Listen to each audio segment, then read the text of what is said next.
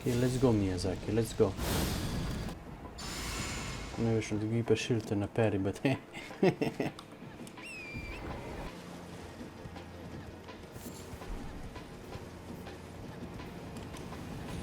What the fuck is this? Holy shit, brother. Calm. Be nice.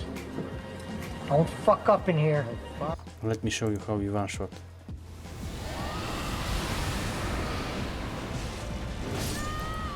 Holy shit. Kar bullshit, no. Kvašil se.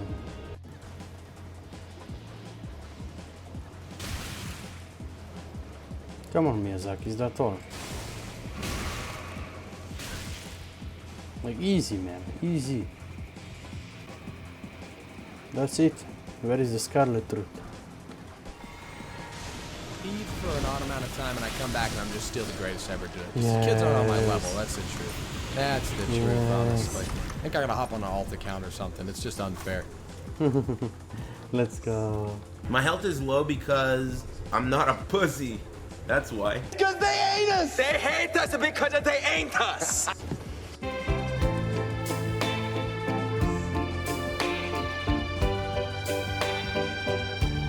And one of the biggest problems with this game, especially for PC players, is the keyboard scheme. This game was designed for console players. That's why we have 60 FPS, that's why we have one of the worst keybinds for PC Elden Ring players, keyboard players. Peer-to-peer connection, right? Hello guys and welcome. In today's video we're gonna talk about Elden Ring DLC. You know, people always say that Elden Ring is a hard game, but it feels like Elden Ring is not really a hard game, it's just artificially hard, right? And it almost feels like half of the game you're actually not fighting with the bosses or the game, but actually with outdated game design. And that's my opinion, what's the hardest thing about Elden Ring. It's not really the bosses, or it's more about, you know, this artificial difficulty, especially with the new shard system, and just learning how the game works. You know, people have no idea how hard it is to play Elden Ring on PC on keyboard, because the game was made for console players. That's why we have 60 FPS, that's why we have peer-to-peer connection, that's why we have no keyboard scheme whatsoever, right? It's almost impossible to play Elden Ring in keyboard, and that's a fact. I actually spend more time, more effort trying to figure out key bindings, trying to, you know, fight this with artificial game design, with 60 FPS, with peer-to-peer connection, no social elements, no multiplayer elements almost whatsoever, right? How can a game be 10 out of 10 when the game and the franchise hasn't seen any innovation in last 10 years? And anybody that actually cares about gaming or Elden Ring or content creation will tell you that.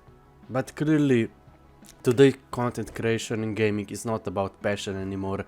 It's not about creativity, innovation. It's just about capitalism and, you know, manipulation of social media, right? People always say like Elden Ring is hard, but they don't really use all the options the game gives you, right? They don't use all the buffs, they don't use all the bonus damage items and talismans, they don't use co-op, they don't use summons, you know. This is how the game was meant and designed to be played. Some of these DLC bosses are so hard that you're gonna need help of a co-op, and even with the co-op you have to almost play perfectly. It's not easy, and I really like this aspect of the game where you team up with others and help clear bosses, you know. Oh shit. Holy shit, are you kidding me? No way. No way. Come on. Fuck you guys are annoying.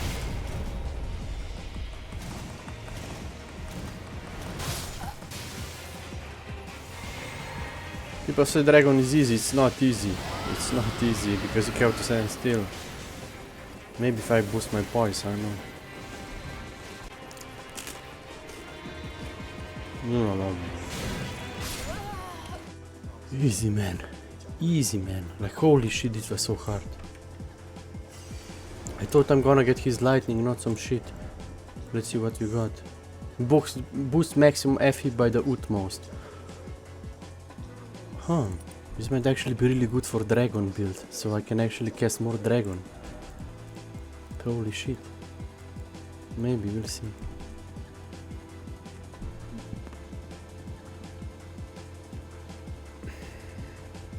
Of course. Perfect tracking for my guy, you know. Next, we have the boar.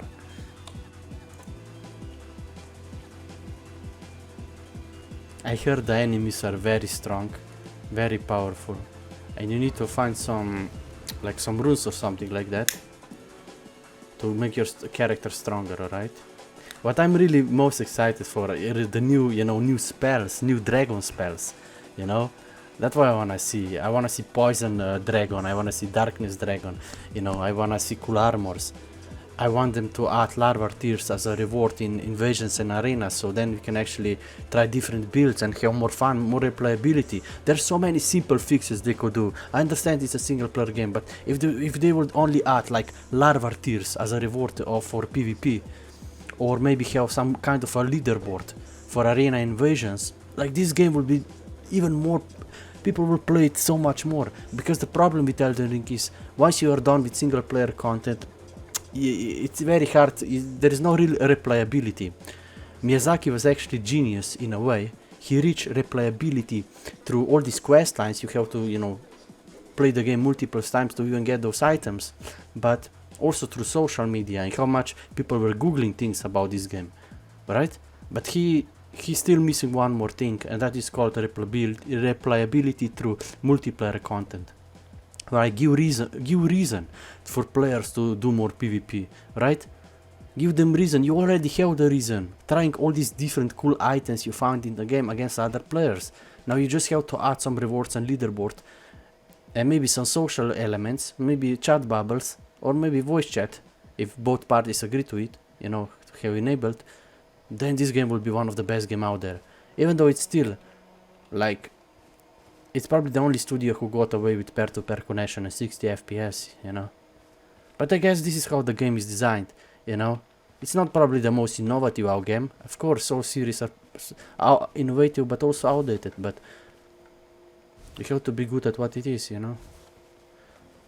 It's just like, I would play the game so much more if I could actually, reset my character stats multiple times to try different builds. This is what the whole game was designed around. But because we have limited amount of larva tears, we cannot really do that. Just add larva tears as a reward for if you win in arena or invasions. Then that will solve everything, a lot of things. And then add some kind of leaderboard, so if we, it would also be very good for this game if we would actually have like a multiplayer zone, a big city where players gather, where there will be a faction NPC.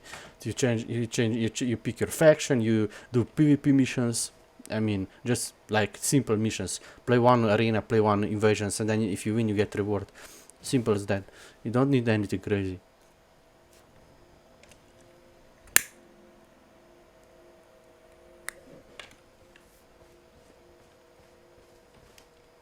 Could we use horse? Yes, we can. The best thing about Elden Ring is once you learn something, you can do it 2-3 times easier next time around. It's really good. That's what I like about Elden Ring. Experience is everything.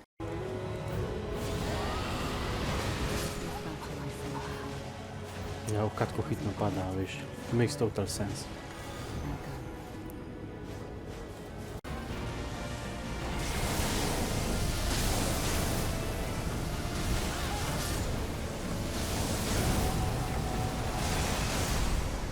Holy shit, yes.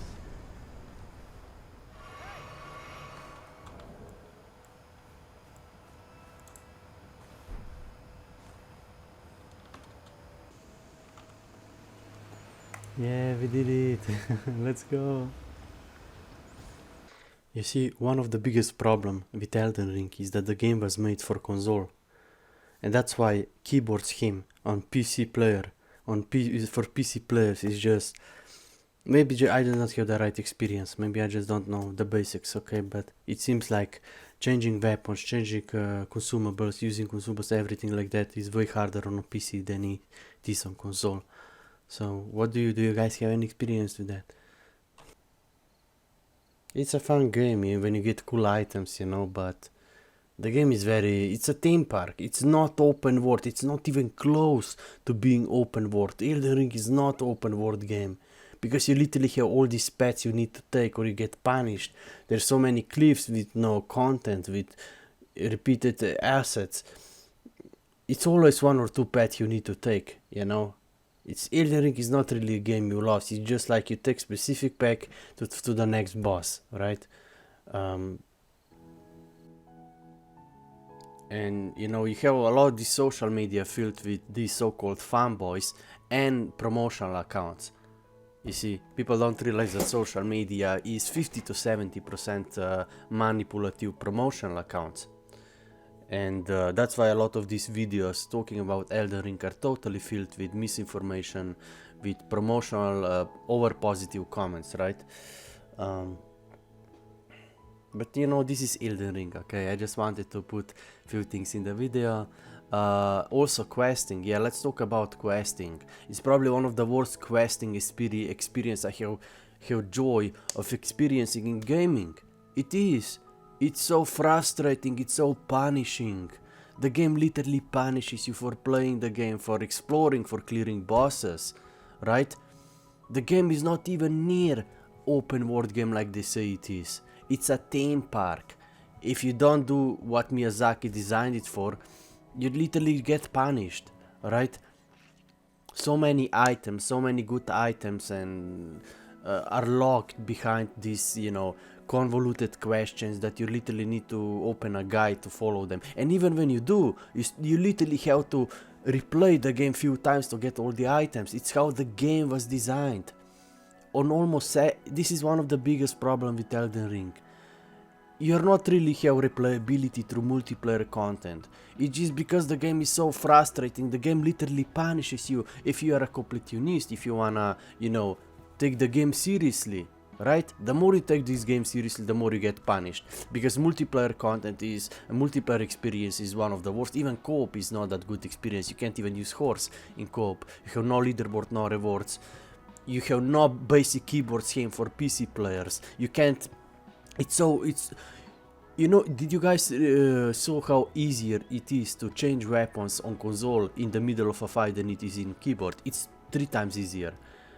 That's why PC players almost have no chance. Because after all, Elden Ring was game made for console players. I'm not saying console players that's a bad thing, but the game has limitations. And with the manipulation of social media, let's be real, the game is not 10 out of 10, it never was. It's probably not even 7 out of 10. And that's a fact. Like, it's just frustrating when you realize the game punishes you for playing the game. Like, at this point I already uninstalled Elden Ring, right? I don't wanna be, you know, negative, but it just feels like Elden Ring becomes just another job. Because if you wanna take this game seriously, you get punished for it. And even at the end, you get nothing out of it, just like YouTube or social media, right? Miyazaki literally expects us to, you know, start the game over and over again, right? So now I would have to not only restart my whole progress and do all the base game again to reach the DLC content if I wanna, you know, get all... It's so frustrating. You guys have no idea how frustrating this game can be, and half of the game it feels like you're fighting with this outdated, frustrating game design, right? The more you try to discover, the more you try to complete the game, the more you get punished for it.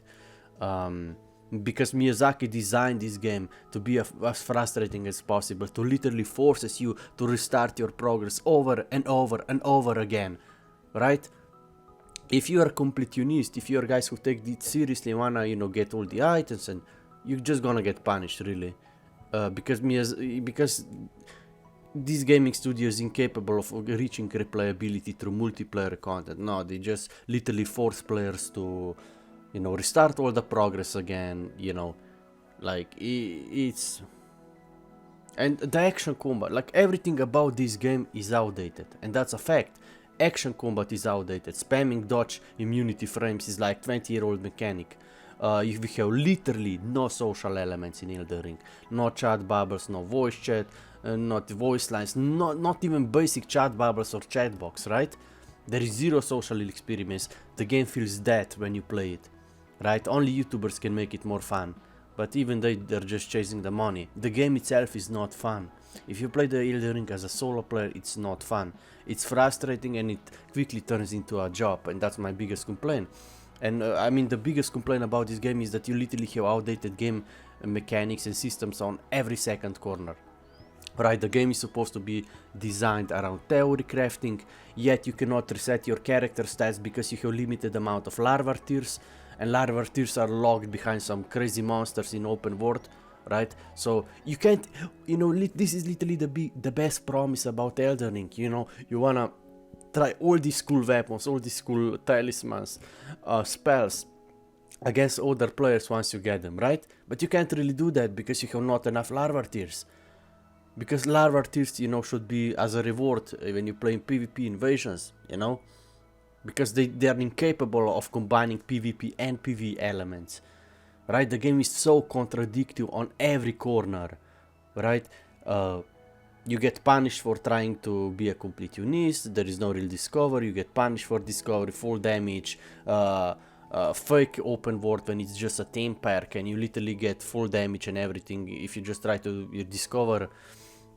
You cannot, the game was designed around character building and trying all these cool spells and weapons, yet you cannot even do that, right? You cannot use horsing co-op, we have pair-to-pair connection in 2024, like, and then you can do anything you want as long as you can keep up the illusion. And that's why Elden Ring, like, it's supposed to be a good game, but the game has no replayability, the game has no social elements, it's just manipulation of social media, right? It kind of feels bad, you know, it almost makes you feel it's a waste of time. It is. I'm not even sure why I bought this, you know. Maybe just people have low expectations, you know, they just wanna be the boss, you know, find a boss, you know, that's fun, I think. But in my opinion, the game really lacks a serious replayability, and that can only come from multiplayer content.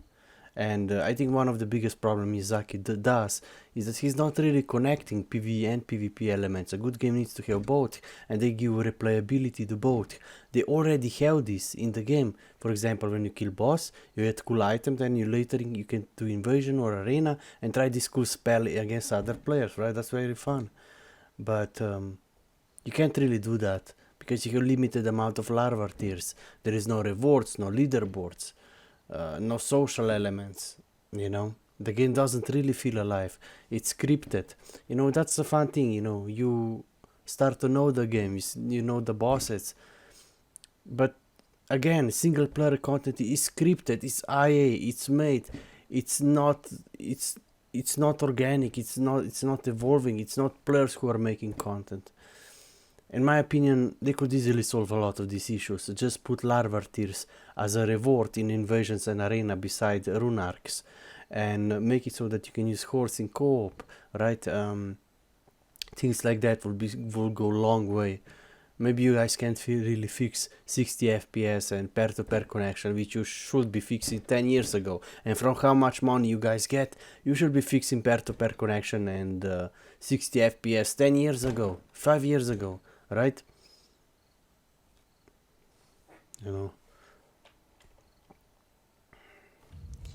You know guys, let's keep something clear. Elden Ring is not an open world game. It's a theme park game. It's designed in such a way that you usually only have like 2 pets that you can take, maybe 3, right? And there is no real discovery. Actually, in fact, if you try to discover every cranny, everything in Elden Ring, you literally just get punished because you're wasting your energy, you're wasting your time. When you could just take the main path or a second path to open the main path, you know, the game is not that complex actually. Right, there is no real discovery like it was in Guild Wars 2, when you could literally discover random things just by exploring the map. and you get all these vistas and such. In the Elden Ring is fun game, but quite challenging. But it's not really a game you could play multiple times, and the game doesn't really have any real replayability. Once you're done with the area, you're done, and you can only make so much, right? Because the game doesn't really have true replayability. And this is what is very interesting about Miyazaki. How can one guy be so outdated but so innovative at the same time, right? Peer-to-peer connection, 60 FPS, no social elements, no multiplayer elements, no rewards, no leaderboard, nothing like that. Outdated action combat. The graphics looks very cool and the bosses look cool, and the rewards you get from bosses are very cool. But you know, this is also one of the problems with Elden Ring, how it is designed. The whole game is supposed to be designed around character building, you know, and enjoying and trying all these different items you get from bosses, you know, and trying them in battle and against other players. But you can't really do that because you have limited amount of larva tears you need to reset the character stats. You cannot really try different builds in PvP, right? This game is so limited. This game is so it's supposed to be open on the surface, but when you start to know the game, you realize how limiting it is, how limiting actually all these gaming studios are. They're all living in the past. They have no innovation. I'm really surprised how Elden Ring is so popular.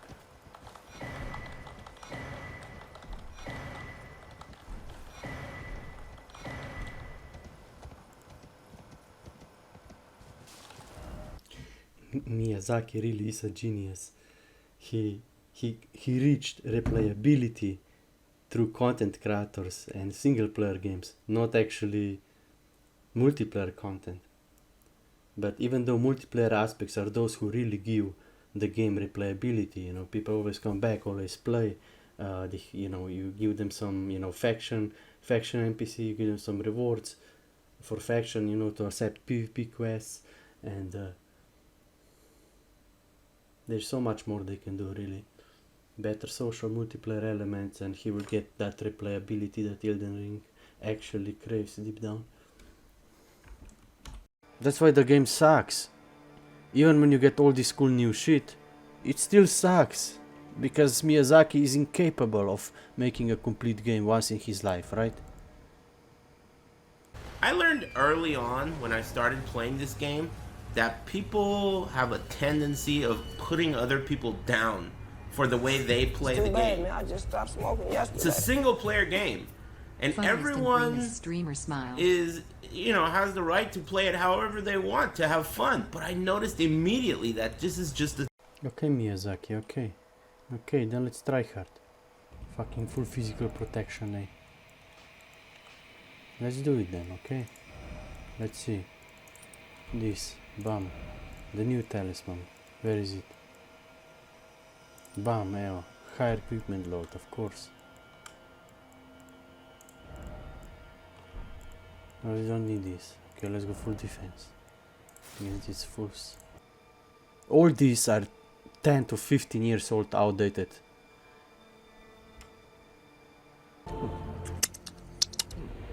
It's pretty decent. You know, my mum cooks with real spices. You have a good foundation there. I have a good foundation, yeah. See, I've almost finished mine, and you're just chugging yours like a little baby, huh? You're an English guy. You guys drink beer for a living over there because you got some of the worst food in the world over there. Listen, the top 10 restaurants in the world are in London. And what kind of food do they make? French.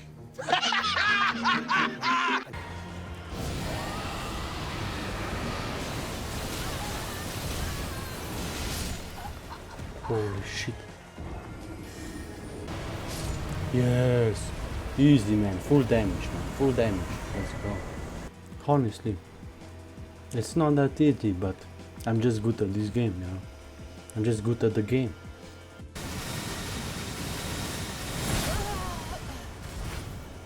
Fucking wrecked, man.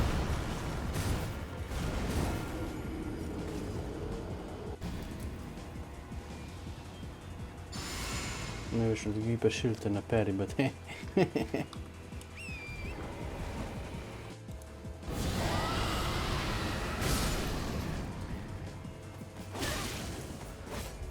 Motherfucker. This was probably all planned by Miyazaki, I'm pretty sure, you know.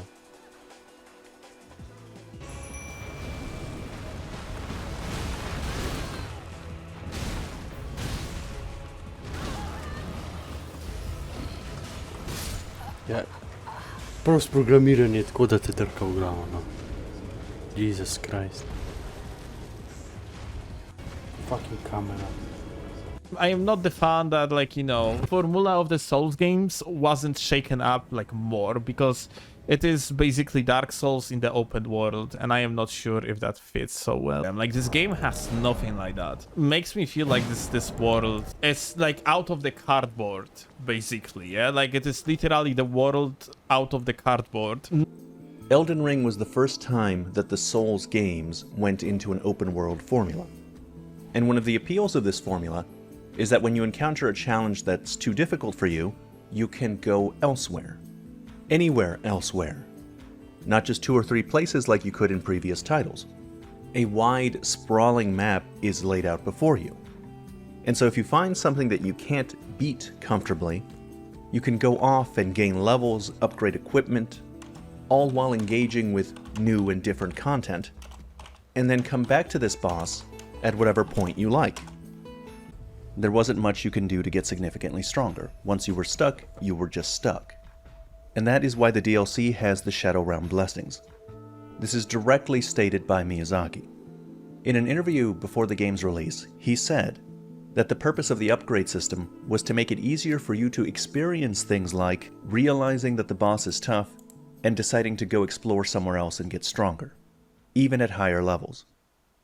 So the system is designed specifically for people that are high level, even at high. You see, this is one of the most beautiful things about arcane builds. You get more item drops, so any farm that requires farming mobs is way easier for you. And the more arcane you have, the more item discovery you have, the more cool weapons you can get for arcane. You know? There are not many weapons who have scaling in arcane, so... This one has, so let's try to upgrade it.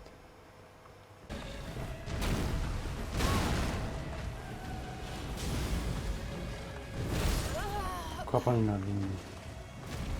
Fucking camera.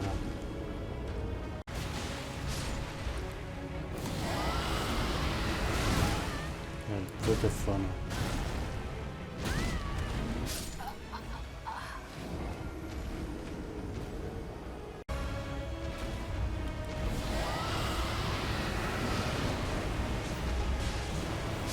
Yes, easy man, full damage man, full damage. Let's go. Holy shit. Some new cool items and builds we can do. Let's go.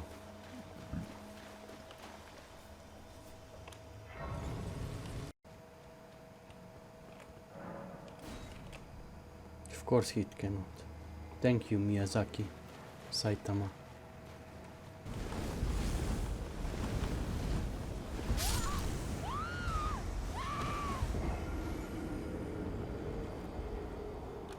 Unmissable, yes. No, let's be honest, you know. People say Miyazaki is such a genius, but the game feels like a theme park. You go 1 or 2 routes and that's it, right? There is no... I don't know if there is much discoverability. I mean, you have some items, yes, but everything feels pre-planned, you know. And also sometimes it feels like I'm punishing myself for actually trying to discover in this game, because just wasting my energy and time. The game is not so full as it seems, you know, that's what we're gonna say. And for the game that doesn't have any multiplayer content or replayability, yeah, not enough.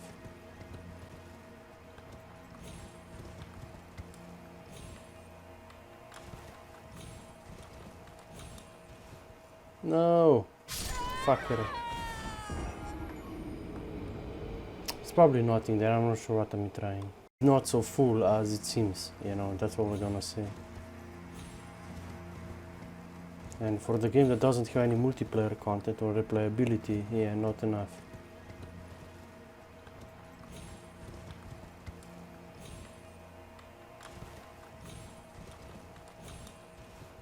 No! Fucker. It's probably nothing there, I'm not sure what I'm trying. In PvE, this is 10%, 13 or 17%. But in PvP, it's 2, 3 or 4%. Look at the difference. It's 17% versus 4% in PvP. And 4% physical protection is nothing, right? Like, this is not even worth taking. 4% physical. Why such a nerf? I don't understand why they have to put such a nerf. Right? PvP is the content that actually matter in the long run because it's keeping your game alive, right? And you really need to, like, I don't know, in my opinion, this should be at least like 10%, right? 7%. You only have 4 talisman slots, and if you use one of them for 10% physical protection reduction, that will be pretty good. But now it's 4%, that's nothing, right? Like, or maybe I'm just undervaluing this because stats are different in PvP. But, you know, I don't know. Let me show you how you one shot. Golden Vow, Black Flame Protection, Hole of Shabriri. This is more damage, but you take more damage. Okay, Flask. Freeze to debuff him and then a root. Okay, they take more damage. And we can probably rune arc and use summon, alright? Alright, we also have to do the shield. Okay. There's a little damage boost. Okay, let's go. Oh, I'm lucky. Oh, I'm lucky.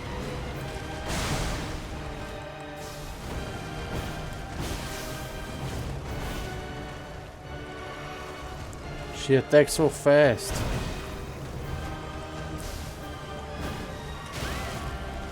I cannot heal.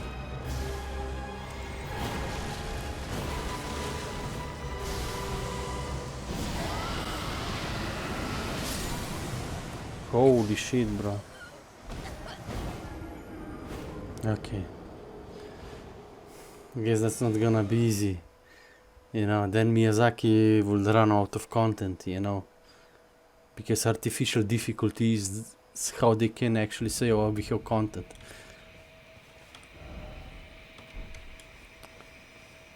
But hey, it's fun, I guess. Even though I feel like the game could be so much more. So much more. We'll just implement some social elements, multiplayer elements. You know, larva tears as a reward for invasions in arena. Maybe chat bubbles. You know, just a basic social interaction with other players, you know. Leaderboards, there could be whole guilds going on. There could be... The game could... They really should have like a multiplayer, big city zone. Where players gather up, where they will faction, NPC, leaderboard, you could check up the leaderboard. Have top players, guilds, invasions, you know. So much more. Larva, it will give game so much more replayability in my opinion. But once you're done with single player content, you never come back to this, you know. Then you can just... It's fun trying new weapons and this in... Let's see what we actually got, you know. I'm just really happy we actually managed to get to the boss. Now we can just try boss next time, you know, that's fun. I don't wanna run around anymore. Let's check what we actually got. You see this? Fury of Feathers, nice. And what else? Let's remove this. I love getting new spells, you know? Okay, is there anything else? I don't think so for now. Even though we got some of the one we never... Oh, wow, this one, yes. Let's try all these spells.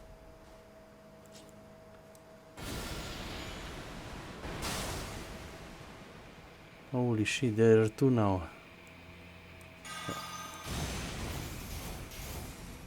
Oh, this is Goose Defensive Tool actually.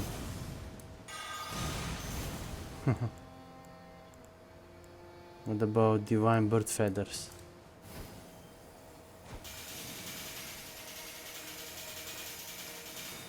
What the hell is this?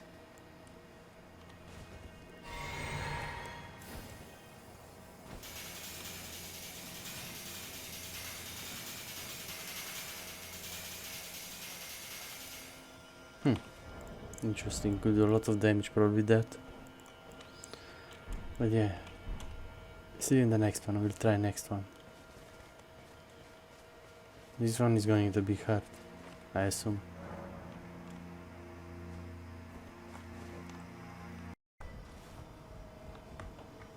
Where the fuck was this bonfire? Holy shit.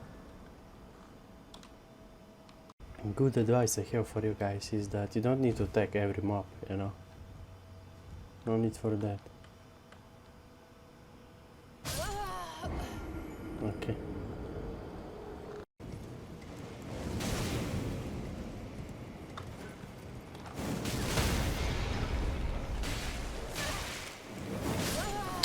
Alors. Papa pour fucking puss mobile. Passam bam bam bam. Ah oui, je crois pas né.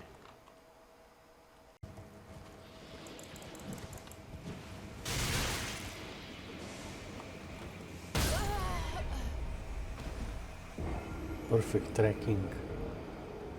Why not?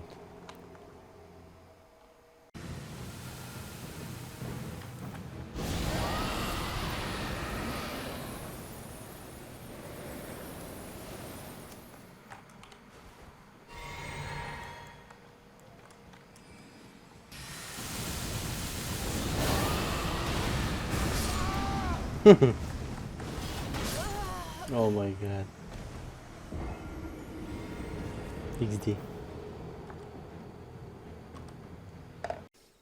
They lack innovation, they don't have, like, if you are any serious game designer, and if you look at Elden Ring as a serious, wow, no social elements, no multiplayer elements, theme park game, like no real open world. You know, spells are cool, but a lot of animations, a lot of are slow, a lot of problems, you know. So let me know what you guys think and see you in the next one. Peace.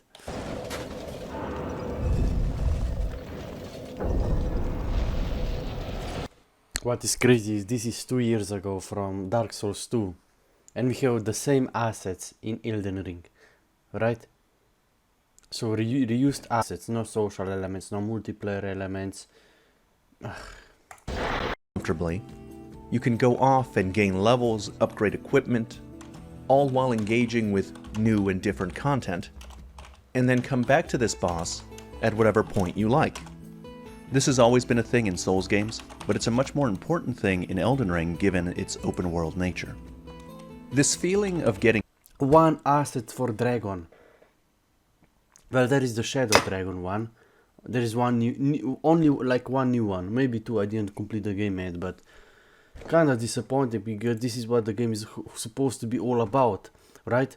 Miyazaki is supposed to make a dream game for us, yet it feels so limiting and frustrating on every second corner. That's what's so disappointing about Elden Ring and Miyazaki. He's supposed to make dream game for us, but no. Stuck and having to choose whether to power through or go elsewhere and get stronger is something Miyazaki has tried to replicate for this DLC. It hasn't been possible in previous From Software game DLC, because all previous DLCs, like this one, were balanced around endgame and there was an expectation that you would have the strongest weapons available, at the highest upgrade levels, and you would be at a level appropriate for the ending of the base game. In my opinion, Elden Ring is probably the most overrated games of all time. Elden Ring was originally made for console in mind, and this is true even today. How can console game become so popular? It's like, it's a console game, it's game made for console players. That's why we have 60 FPS, that's why we have peer-to-peer connection, and on top of that, we also have this outdated mentality that a lot of these gaming studios have, that multiplayer and competition is a bad thing, even though it gives life and replayability to the game. Hello guys and welcome.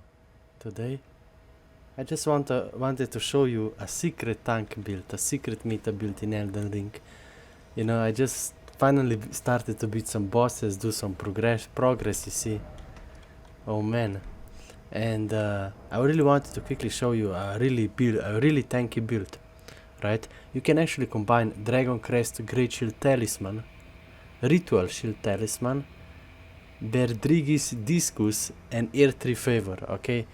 Now, these are all tanky amulets, and they're gonna make you insanely tanky. And with this, you can actually wear heavy equipment. But it's also very interesting. You can also use a very interesting, like you have some wondrous physics. For example, Opalan Bubble Tier. You know, most people already have this one, and it's very good. It's like it gives you bubble on a first hit. It's very good. And restore HP when near death in Mrs. Psychic. Okay, so not only we have this bubble, but we also have relics that protect us against damage. You see, when your HP is at maximum, it raises defenses. Like, this makes you extremely tanky, and it's so fun to use. Now we could also, you know, maybe use something else, but this also actually gives us weight, which is actually good for armor. Very good. We are a bit heavy load currently. But we can just use something like this. Now it should be good.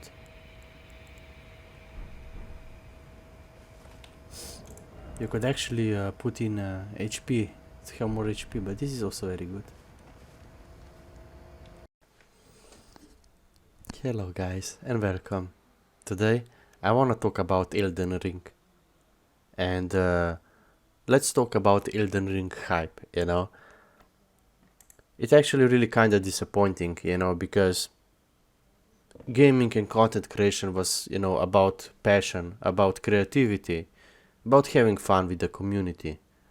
But now it's just a big capitalism society where it is all about how much money can we make out of this current trend and how can we manipulate as much people as we can to make money out of them. That's why a lot of big content creators you watch now are either getting paid by these companies to promote the product.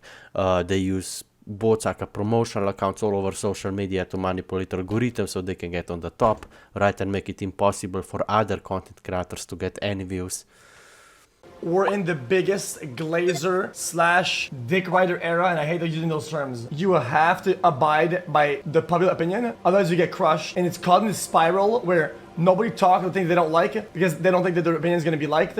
And nobody says anything true anymore, and it's disgusting. And it's the same thing with game reviews. Game reviews are getting clapped by weird trend glazing fucking gamers, and anybody that didn't put a 10 out of 10 on the DLC got crushed by like the whole internet. Holy shit. Oh my god, this is actually a dragon. Holy shit. Let's go. That's cool. No, please, my mouse, help me right now. Okay, that's gonna be a hard fight.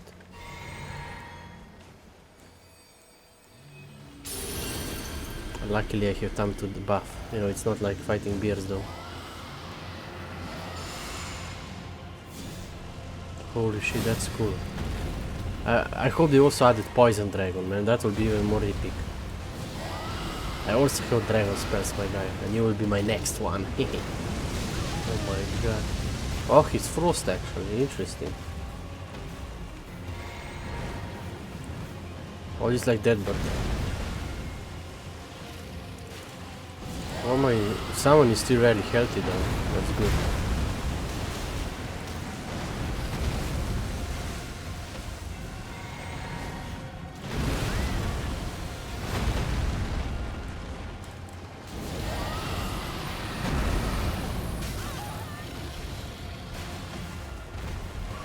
It's not annoying as other bosses, that's for sure. Hope it's good. Holy shit, oh my god. No, my summon! You have to hurry this up.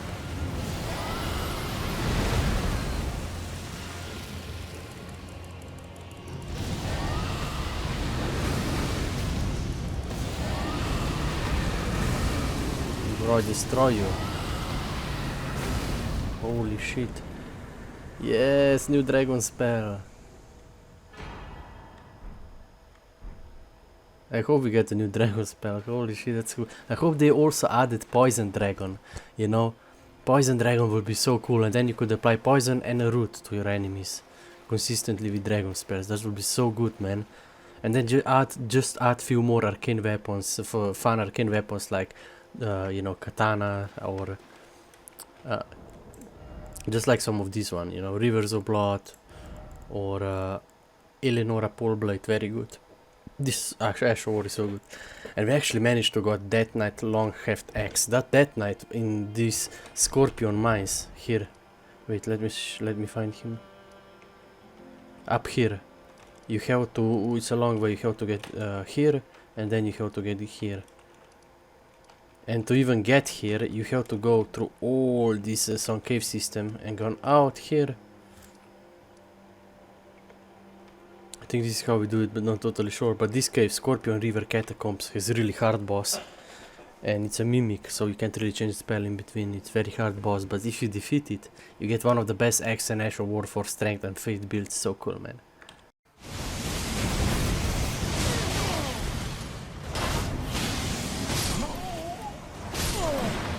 Alright, so...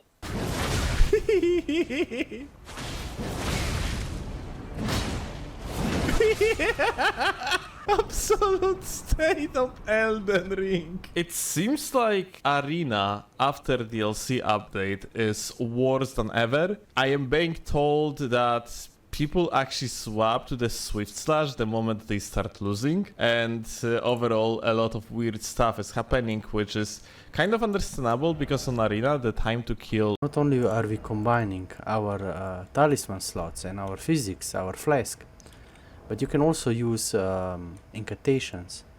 And for that you need 30 or 33 faith. In my opinion, every build should have at least 30 faith, because then you can use spells, incantations like Golden Bow, which gives you 15% more damage and I think 20% more defense. You have Black Flame Protection. This is one of the best physical protection buff in the game.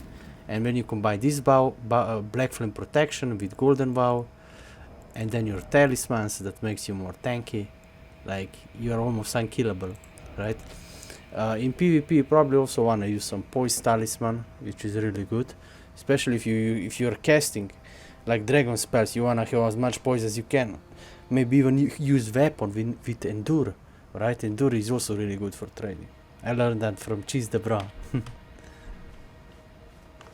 Well, the reality is, the DLC is not a 10 out of 10. I'm sorry, it's just not. Whether it's for difficulty, pacing, open world aspect, or map, diversity in items, diversity in monsters, it's just not a 10 objectively. For me personally, with this build and whatever, I had a pretty easy time compared to other people that are playing that I'm looking at. I'll still give it I'll give it an 8.8. And most of that is for the effort that they put in behind the scenery, the music, some of the backdrops, some of the level depth and what they look like.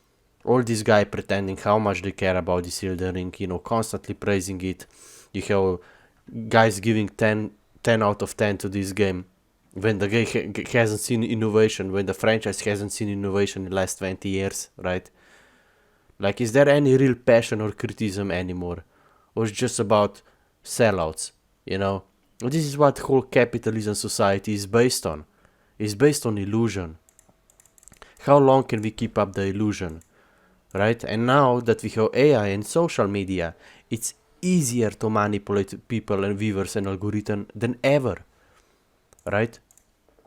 Time! Like, you can go almost under any this big content creator and check the creation date on a lot of these comments, and it almost seems like most of these accounts are actually just promotional bots. You see, this account is only 2 years old. Very high likely this is just a promotional account. This one account is only 1 year old, right? This is how they do it. Most big content creators you watch are not really popular because they make good content, but because they are good at manipulating algorithm and their viewers. And they have been doing that for years. And if you call them out, you either get, you know, downvoted, you get banned, or they use a lot of these accounts they have to just simply make you feel bad, you know. Hello guys, and welcome. In today's video, we're gonna talk about Elden Ring. And there are some big topics we need to discuss, you know, questing, multiplayer content, replayability, boss design, and how they use assets and so on and so on. So, what was your experience, guys, with the Elden Ring DLC? Did you enjoy it? Are you still playing it? Are you still trying to fight bosses? What is your biggest, you know, good and a bad thing? in my opinion, I really like the game, but I'm also really worried because, you know, how can one game be so innovative but also so outdated at the same time? For example, we have quest design, we have these open world elements that are not even fitting in Elden Ring, right? You know, people say Elden Ring is an open world game, but let's be honest, it's a theme park game. And a lot of the elements are pretty much outdated at this point. We have peer-to-peer connection, we have 60 FPS limit, a lot of outdated game design. You see, it almost feels like Elden Ring was made for console players in mind, right? Questing, probably one of the worst questing experience we had in years of gaming, right? You know, Miyazaki always talk like he's giving players a choice when the game feels very limiting and even punishing for just playing the game on every corner, right? A lot of the players, you know, play Elden Ring like it's a discovery game, like it's open world game. But in reality, you literally just get punished for playing the game like that, right? For clearing bosses, for discovery, right? You see, in my opinion, it's one of those games where it seems very good on the outside, but when you start to look into it more deeply, you see how incomplete the game actually is. And this is what I want to talk about in this video. Let's go. This is light work. Oh, Kevin, man, what was he doing? I saw you sweating. Well, I have to tell you, I expected some real competition on these hot wings. No solos caliente. Caliente, no más. Oh, now we're talking. This is by far my favorite. And it's hot. Whoa. Okay. Mm-hmm. Oh, you wasn't playing.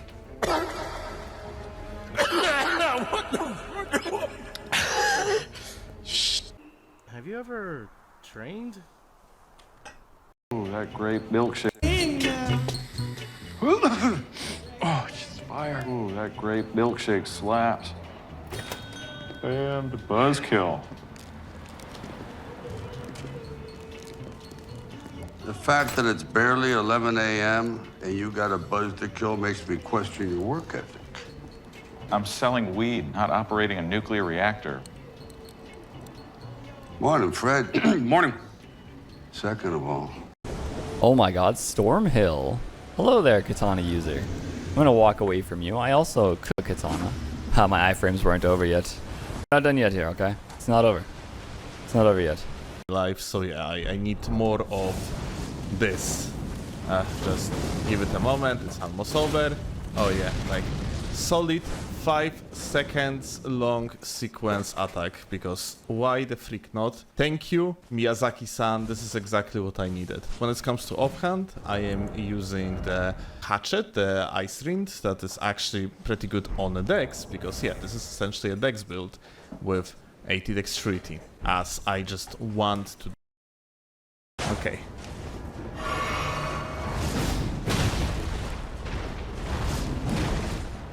Get back. Oh yeah, that's such a good swap. Thank you, Michael Zaki, for not saving this type of settings, like the inventory sorting. Very nice of you. Okay, dude.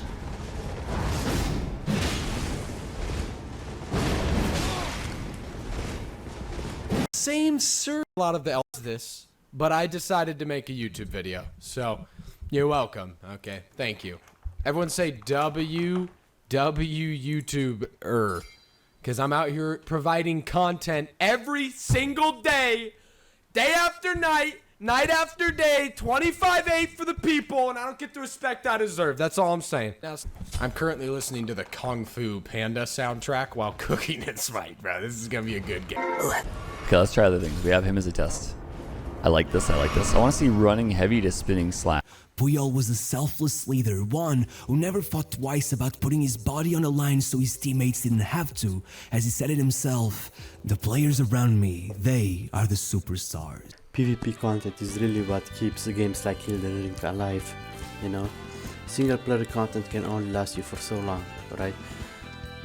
But there is almost endless replayability and possibility in multiplayer content. To go through that, football would be Ronaldo's go-to, his escape, and his saving grace no matter the circumstance. This dedication and passion for the game made him blessed by the football gods. The football loved him just as much as he loved the game. Right, Miyazaki reached replayability through game world design, questing, and social media, but he's still lacking one very important element, and that is the multiplayer replayability. Possibilities for players to make their own content endlessly.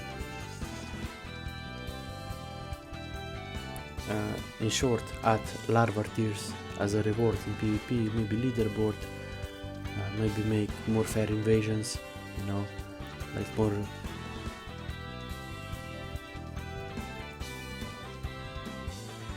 maybe 5-player invasions. So then you can have 2 versus 3, you know, 3 versus 2, that seems way better, more fair and more fun. Every item you have in this game shows that you did a part of the content, a part of the path, that you understand. It's like, I don't know, I'm still not sure, is Miyazaki a genius or a fool? You know, outdated fool. Guys, did you know that you can actually have double bubble? And this is actually a very interesting meta, where the first bubble you get is from the flask. You know, everybody know that flask that give you a bubble, so you can negate 1 hit. But then you can also combine it with item called Ritual Shield Talisman. Resist defenses when HP is at maximum, and this is like you get actually a small bubble around you. It's a small animation, and small, you know, white animation, and this is like 2 hits then, we could say, you know, because bubble, then you're still max HP, I think, not sure. But let's try.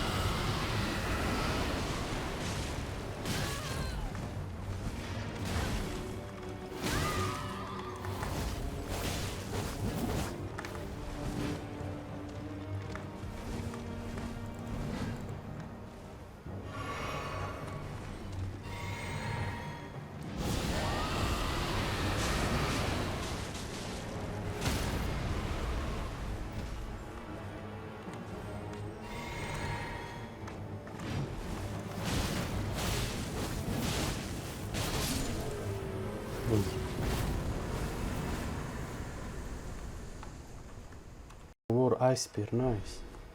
So many cool items we got today, holy shit.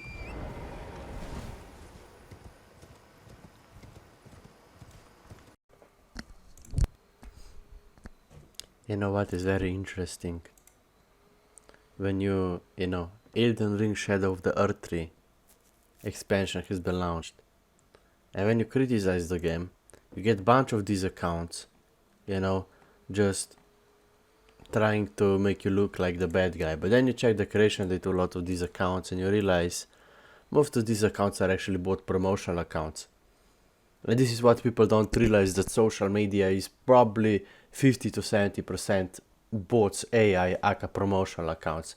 And a lot of these accounts literally just manipulate thousands of people on a daily basis.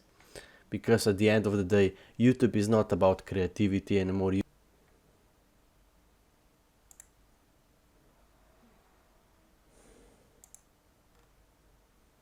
And if you're one of those guys that has unpopular opinion, any of these guys who criticize the game, you usually just get not only downvoted by the community, but also with these countless of bots they use on social media.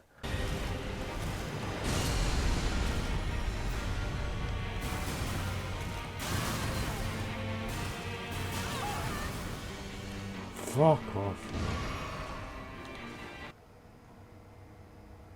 And at the end of the day, all this frustration, all this effort will mean nothing because we have zero replayability through multiplayer content. Because Miyazaki is fucking clueless. He frustrates players with this boss design, but yet he doesn't put a tiny bit of effort to make the game more replayable and more fun and enjoyable for the community, right? With the dog shit company. Oh no man, another beer, are you kidding me? Come on Miyazaki, seriously? I don't wanna fight another bear. If I die now I lose like 200,000 runes. Man, but I'm a completionist and Miyazaki knows that, you know. He probably dropped another beer, what? Bro. Maybe they drop bear magic. That would be cool actually. Can you fuck off? Thank you. I appreciate it.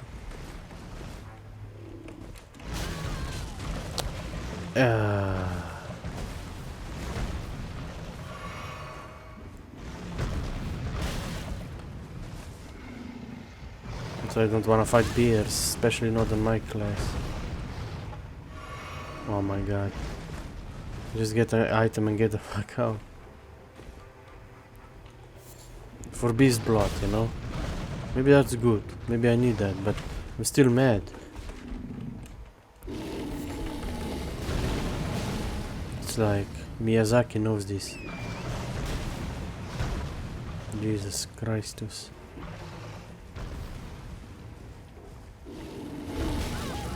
Bears are like the hardest.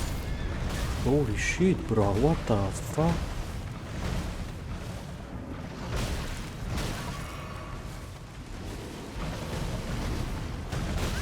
I can't heal with 2 beers.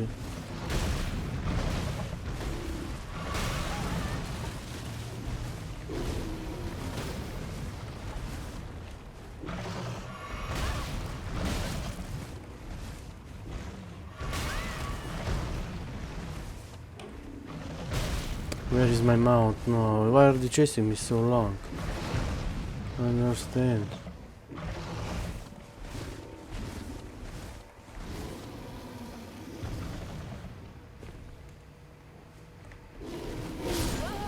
Holy shit, brother.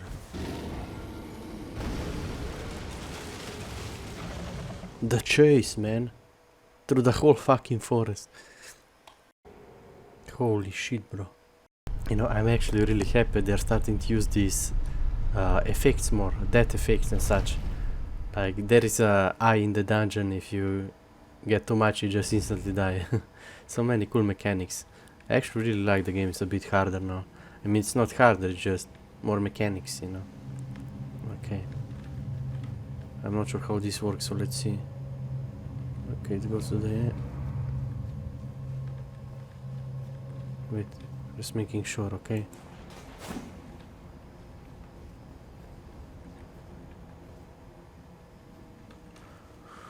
Oh, what the hell is this dungeon? It's not hard. Just make sure we don't get hit by that.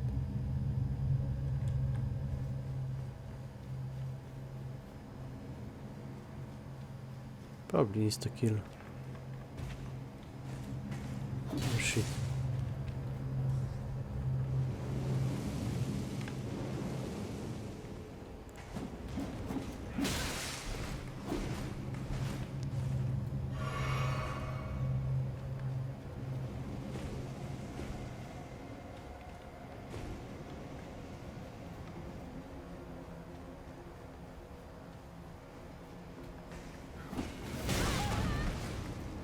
Fucking can't say.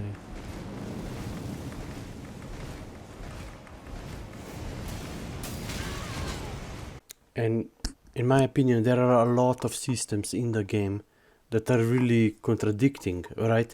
You have like Elden Ring, whole game was made around character building, right? But then you have systems like Larva Tears, who limit the amount how many times you can actually respect stats on your character, so you cannot really go into PvP and, you know, try all these different items and builds, because you have limited amount of larva tiers you need to respect stats on your character. Like, who thought that was a good decision? It's literally only there, so you have to replay the game over and over again. It's artificial content, it's artificial content again. This is the problem with Miyazaki. The half of the game is artificial content and artificial, you know, people say the game is hard, but it's artificial hardness. You know, yeah, some bosses are, you just have to get lucky to dodge them, really, but It's artificial content and replayability. That's the problem with Elden Ring.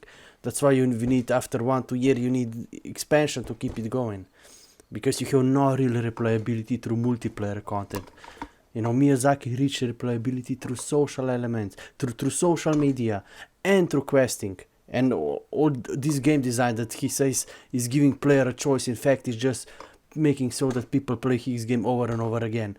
Like, it's artificial content. A lot of things about this game feels artificial. That's the problem, you know. No longevity, the game doesn't feel alive, the game feels scripted. That's the problem with Elden Ring. It's literally a theme park. What open world doesn't allow a player to fucking swim the sea? Games 20 years ago did that. Pirate of the Black Cat, 20 years ago from PlayStation 1 era. Just play it. Pirate of the Black Cat. Better action combat, better discovery than Elden Ring today. It's a fact. New graphic doesn't make for a complete game. It's literally, you know, you go from one point to another. And then Miyazaki is calling himself a goddamn game design hero. When he makes games 20 years ago, people made better games than they do today. It's a fact. I know people are not good with the truth anymore or being real, but it is the fact. There are so many games 20 years ago that are better than those today. Distrega, Pirate of the Black Cat, Crash Bandicoot. And how can a game in 2040 barely have any multiplayer or zero social elements, almost zero multiplayer elements, zero replayability, zero open world elements? People that say that Elden Ring is the best game ever never played their games in their life, apparently. What is really interesting about Elden Ring? What is really interesting about Elden Ring is that it's the game you know you wanna play when you wanna chill out, but when you want to relax, right? Most of us has problem that we are not really being relaxed enough, you know, which is then way too hard for our bodies. So you have to play this game relaxed and not get. You see, I have a lot of fire in me and air, but if I'm too much fire, then not good for my body, right? So yesterday we finished. Yes, we managed to reach some bosses, so let's see, maybe we can beat one.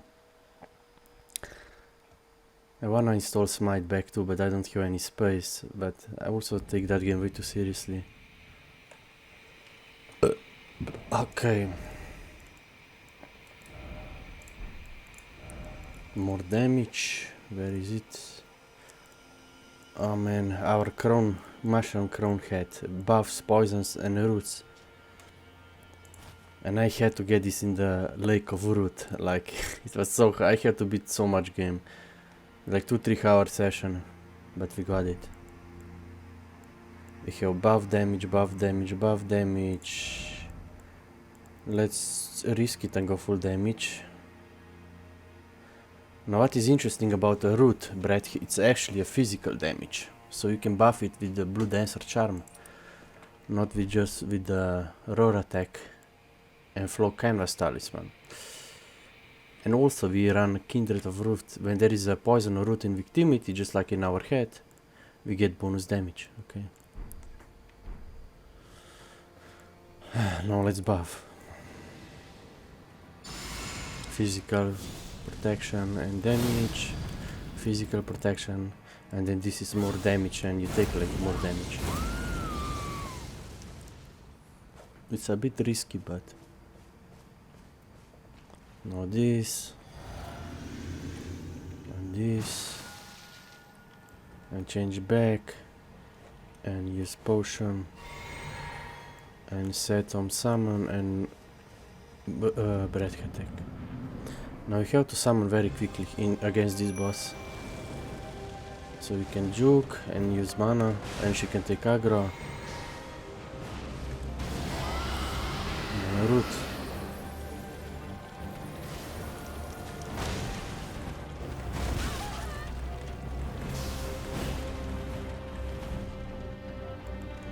Oh shoot.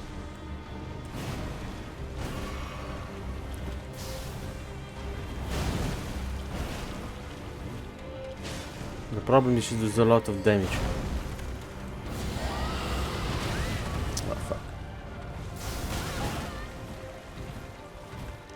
She do a lot of damage. So my summon does it. I got this bug, okay. Someone told me that you kicked out 8 people in the last 2 weeks. What were the reasons for that? I think that's right. 8 people in 2 weeks. God, and below par. Someone told me that you kicked out 8. Someone told me that you kicked out 8 people in the last 2 weeks. What were the reasons for that? I think that's right. 8 people in 2 weeks. God, and below par. Don't cry. You just asked them to leave. I don't want their money. No, I didn't make Gordon Ramsay cry. He made himself cry. That was his choice to cry. Doesn't anyone want to help me? No? Bro, the fucking spoilers. I don't even wanna go on YouTube and type Elden Ring because they just spoiled the game for the content, for the click, for the money, right? Spoil the fun, right? They already don't have any good PvP leaderboard or rewards or, you know. But no, let's also spoil the content, you know, the single player content. Bonus damage, bonus damage, bonus damage, bonus damage, bonus damage, bonus damage, bonus damage.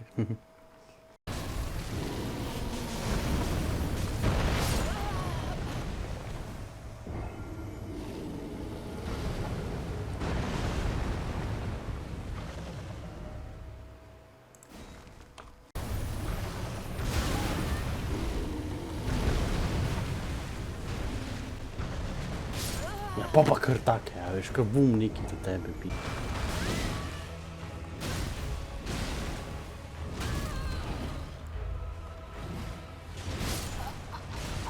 Holy shit, brother.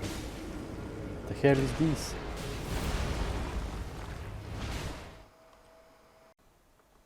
In your left for the crouching poke strategy. Now, as always, on a low health and defense character, we should be fine here, just as long as he doesn't open with the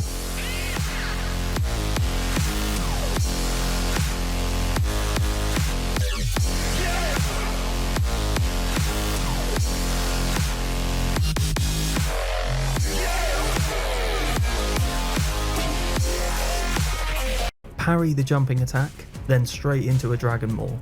Dragon Maul will stun him. I think also with, what do you call it? Spear, like there's like, if you think about the amount of ways that he does the impale attack, there's like 5 of them, right? And each one of them has a different timing and planning. And so I think that at a certain point, it can feel redundant and frustrating to learn that. If that makes sense. Skill issue? Well, I don't understand, like, what does that mean? Like, so if somebody isn't good at the game, they can't have any opinion about the game? Well, I'm just talking about, like, this is the learning process, and this is how I enjoy the learning process.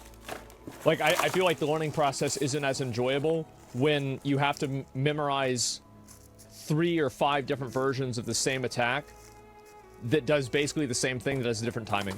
Like, learning should be fun, right? And so, like, that's the way that I feel about it. And so, the game should have casual mode. People love the game, I want to finish it. Well, there are a lot of casual mode options. I'm just saying, like, with the bosses, I do think that they're, like, insanely aggressive, and I think also with, what do you call it? Do you think it's too much for the average player, though? Yeah, I do. I think it's too much.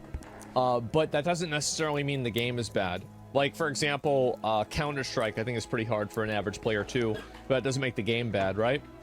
And so, are people really having a hard time? Sekiro clears this DLC difficulty-wise? I don't... Hey guys. You know what I hate the most about this game? You literally get punished for clearing bosses in this game. Right? Because I clear... Hey guys, and welcome. This is going to be Elden Ring DLC review.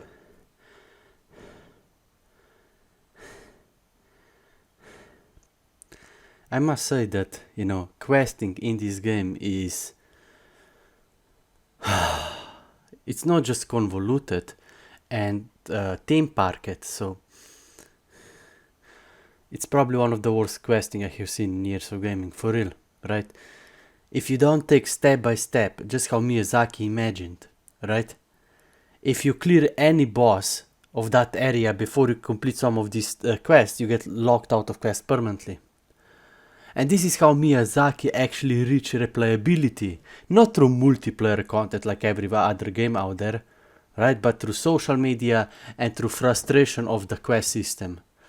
Probably the worst quest system designed in years of gaming, that literally forces players to replay the game, that literally punishes players for clearing bosses. Right? How is this good game design? It's frustrating, it's annoying, it almost makes me just wanna uninstall Elden Ring.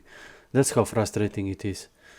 When you put so much effort, right? When you try your best to beat your bosses and then you realize, oh, now I can't get this quest anymore, now I will have to do New Game Plus, which means I have to do all the base game again, right? And I have to get to Mock Place again, to DLC area again. And potentially you need to do that 2-3 times to get all the rewards or the quest rewards. It's insanity. That's how Miyazaki reached replayability, through outdated punishing quest system and through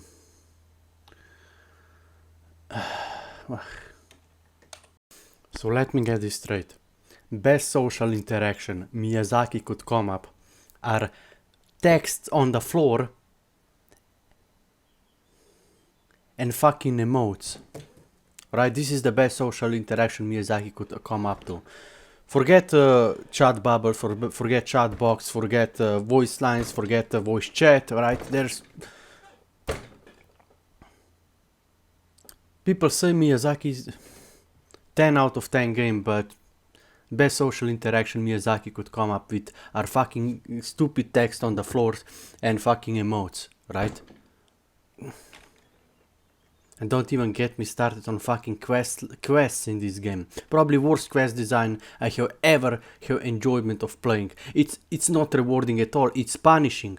And if you don't go exactly how Miyazaki step by step designed it, or if you clear the boss of that area before you do some complicated quest step, you get locked out of quest permanently. And now enjoy spending 5 to 10 hours to a new game plus to get to this point again. And you have to do, this is how Miyazaki reached replayability, not through multiplayer content like every other good game out there, but through manipulation of social media and punishing quest design.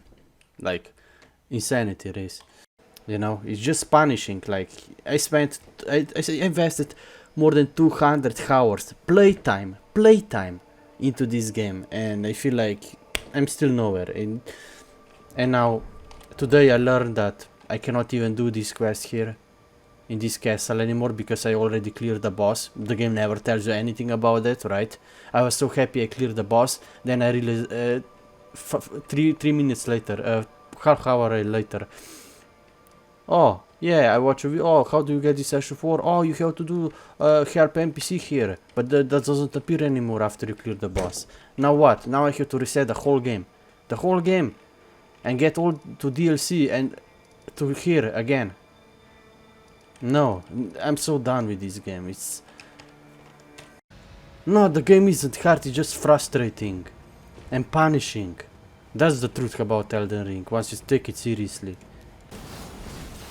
And I don't care, yes, it's a late game area, that doesn't matter here. The whole game is like that. Because Miyazaki is capable to make a complete game, then he has to do this artificial difficulty to make it seem like the game is more than it is.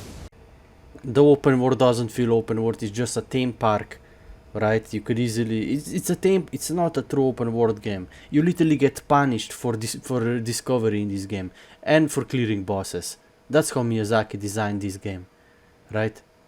In my opinion, he's probably one of the most outdated game designers I have seen in years of gaming. And anybody that has any gaming experience knows that. I'm not a game designer myself, but it's disappointing, really. How many outdated systems are in this game? Just simply gone. No any quest indicators, nothing. Yakarno, a veš. It's like... As you can see, this game just makes me frustrated. Like... At least if I play Smite, I have even if you have 7-year-old arena map, no rank leaderboard and rewards in Smite arena, the game is still so much more fun. Good action combat, voice lines so you can actually communicate with your team, have fun. But no, this game is just frustrating. Also, why there is not an option that you could actually order weapons based on their attribute scaling, so arcane weapons, fate weapons, right? That will be so much easier. Like, look how many weapons I have. How can I possibly find when now I have to check everyone which one is arcane scaling, right? Fucking dog shit game, eh? Like, the game is dog shit, right? The questing is dog shit, punishing. There is no real replayability beside the questing, which actually is not really rewarding, but it just punishes you for clearing bosses, for maybe if you don't do exactly how Miyazaki imagined it, if you don't go step by step, if you don't watch tutorials. This game is just, it's not rewarding. The game is simply not rewarding, it's punishing. And even when, you know, you have all these cool weapons and spells, and you later wanna try them in PvP, the PvP is dog shit too. No social elements, no multiplayer elements, 60 FPS limit, pair-to-pair connection, absurdly bad keyboard and PC scheme for PC players, right? No larva tears as a reward for PvP, no leaderboards of any kind, no faction NPC.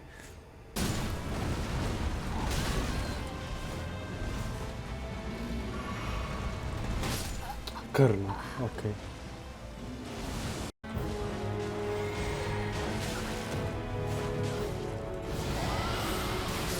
Ja, papa che randomly, a viš.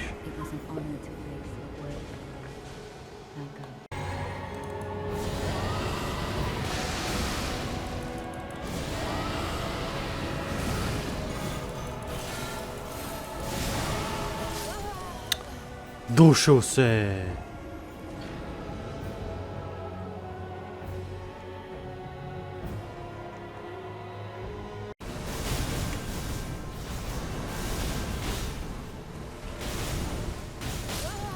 Ja kar strela pa strelavka, no. Jesus Christus.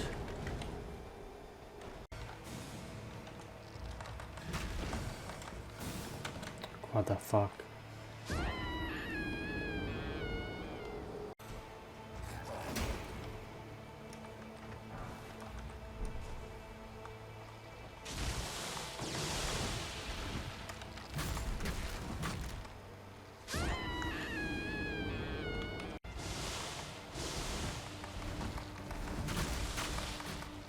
Kazino deixamos.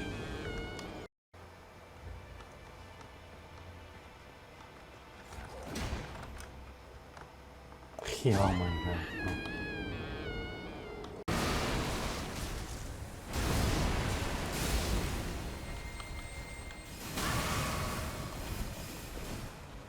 Ach, pička, no. Dej mi drke, no.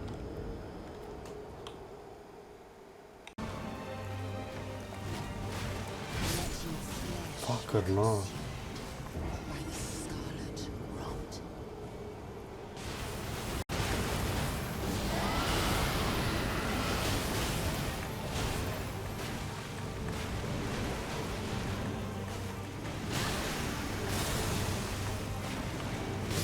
Jak perfectly contrast it is.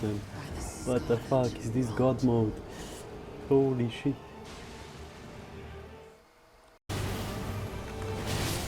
Oh, motherfucker, no. One shot. Are you kidding me, man?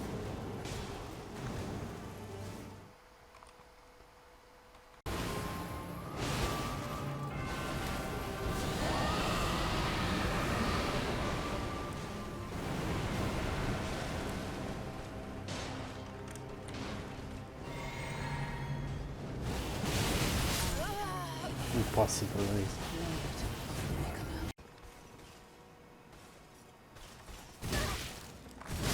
Cât scoți ăla, deci, why not? Cred că apăs să ne scoți ăla, ne?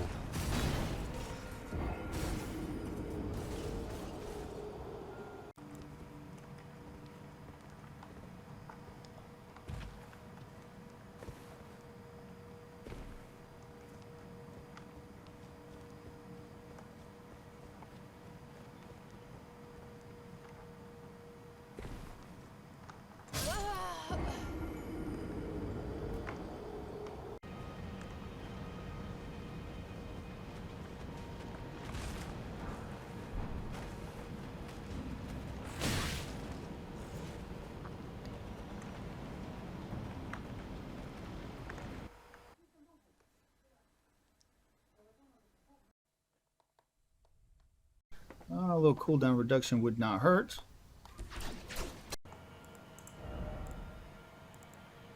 Let's see if we can become more tanky. Let's just run through them, you know. Fuck it. Let's go full tankiness then. Okay. Okay, Miyazaki, okay.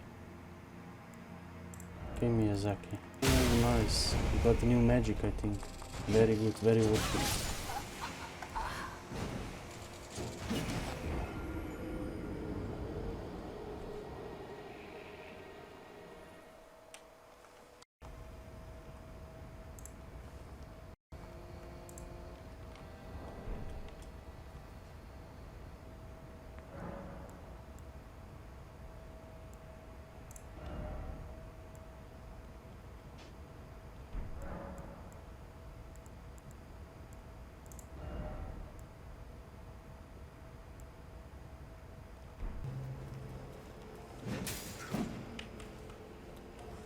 They're like those nasty guys.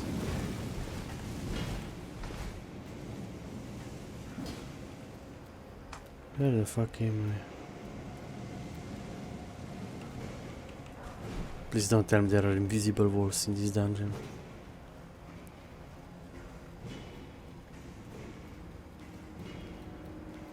You just have to run, really. Oh my fucking god. Can I just pick up this? Thank you. They always, Miyazaki always said these traps, you know. Because I'm a complete unist and I get punished for it, of course.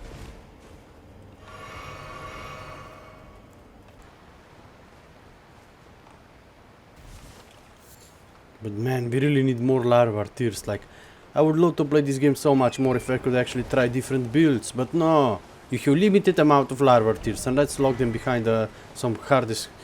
Oh, fucking Miyazaki. Okay, we got a ring bell or something, that's cool.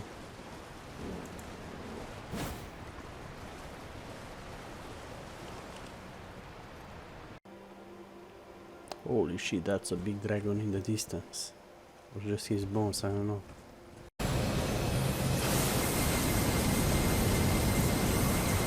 Loot to take the bell bearing and also to take a really awesome item.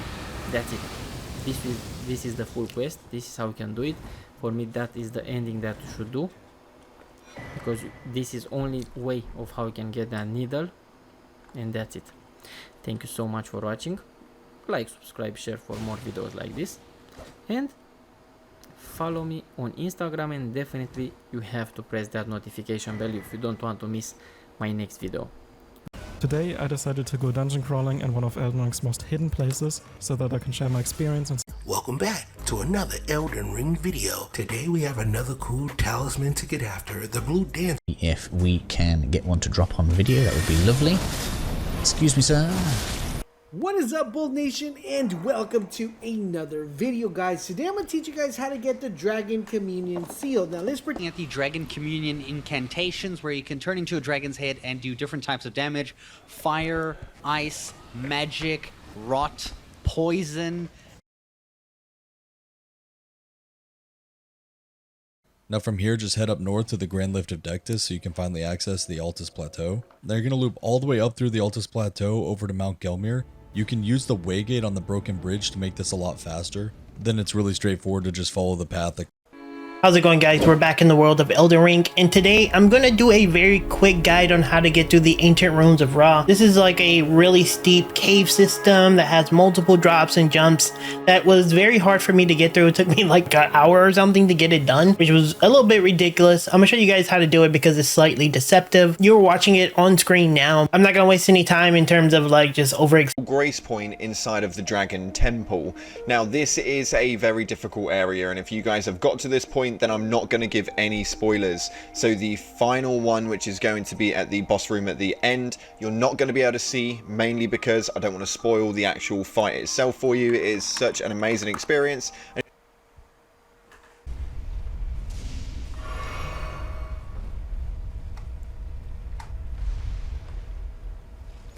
Huge.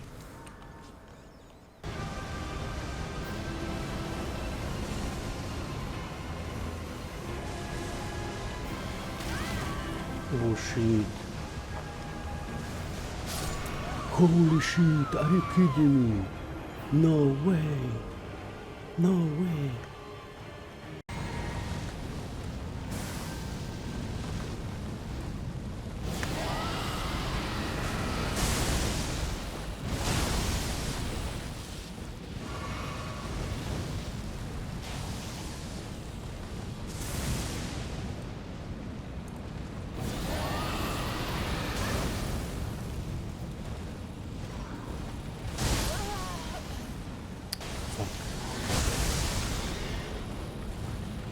Who knows, maybe Miyazaki is genius after all, because he's one of those rare game designers who actually achieved replayability, not just through multiplayer content, but also through social media and replayability of the game, you know.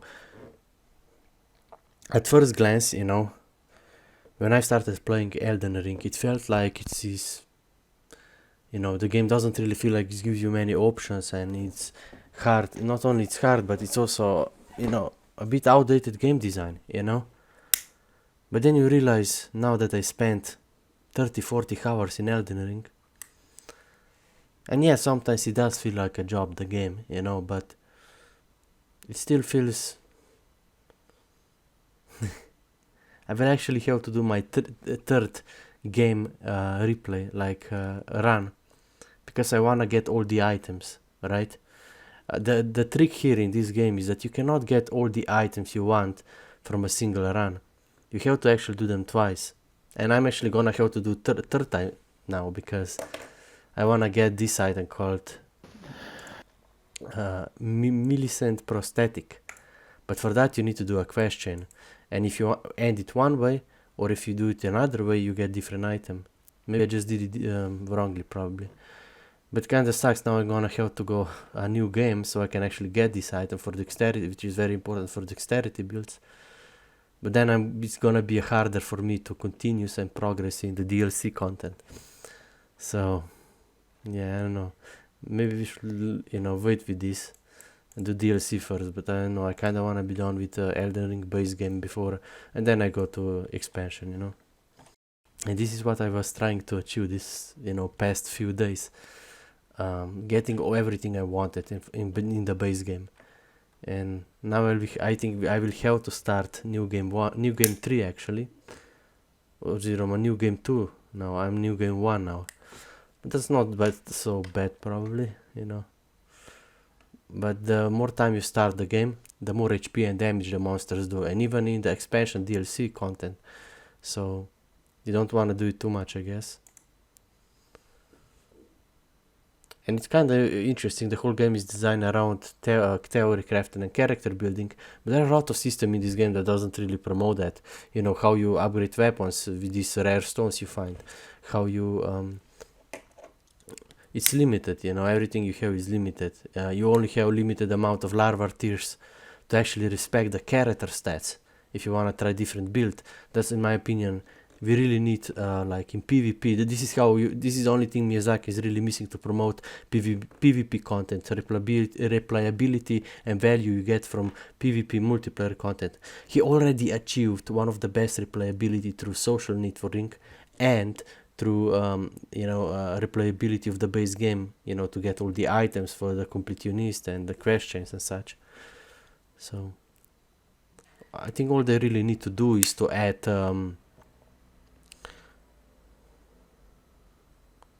larva tears as a reward in PvP, so we can larva tears or dragon stones, you know, for each invasion win or in each win in arena, you could get like a chest with upgrading stone, or with larva tears, so you can reset character boost. Now, why is this important to give players?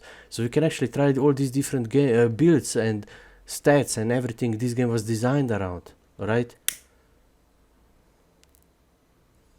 You know, this game feels very innovative, but also sometimes quite outdated and a bit punishing, you know.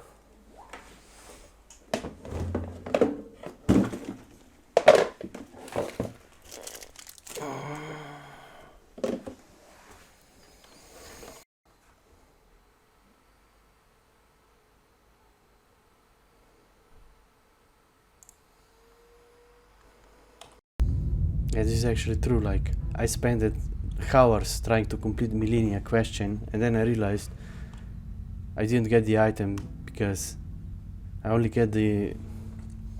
You have to kill the NPC in the middle of a quest line, not complete it. God damn it.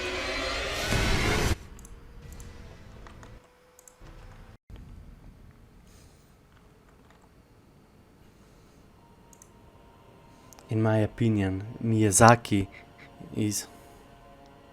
In my opinion, after I spent more than 300 hours into Elden Ring, I realized that Miyazaki is actually kinda a game design genius, because he reached replayability through not only with the game itself, but through social media and everything. Like, you just realize it, how many people Google things about Elden Ring, right? It's almost like this game was made for this social media.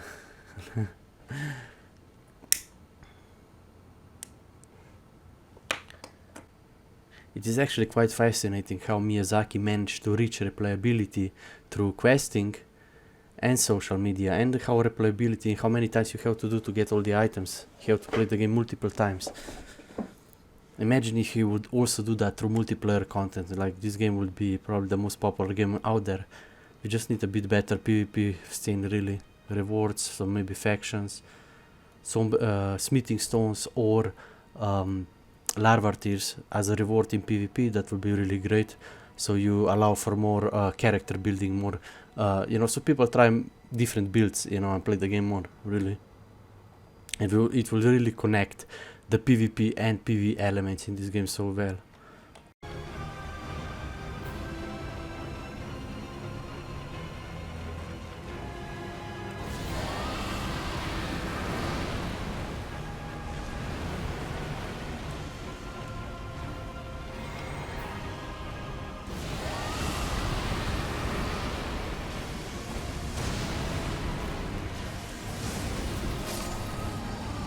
Yes, I did it, let's go.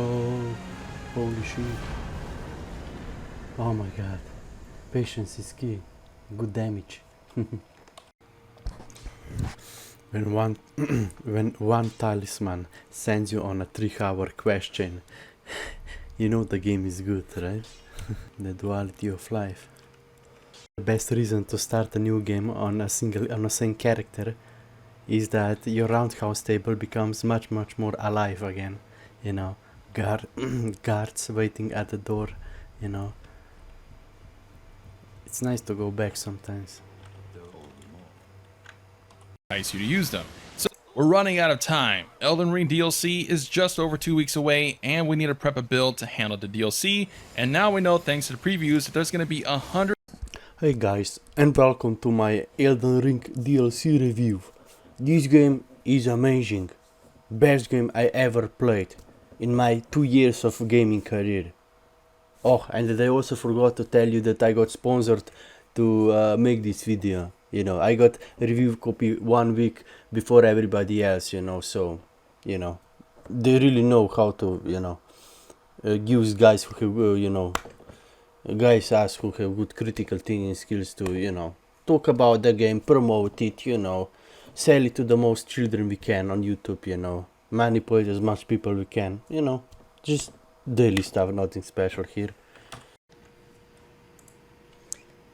Hello guys and welcome. Today we are playing Elden Ring DLC, the expansion. You know, I have been working really hard last few days just to get to this level, to complete the base game, you know.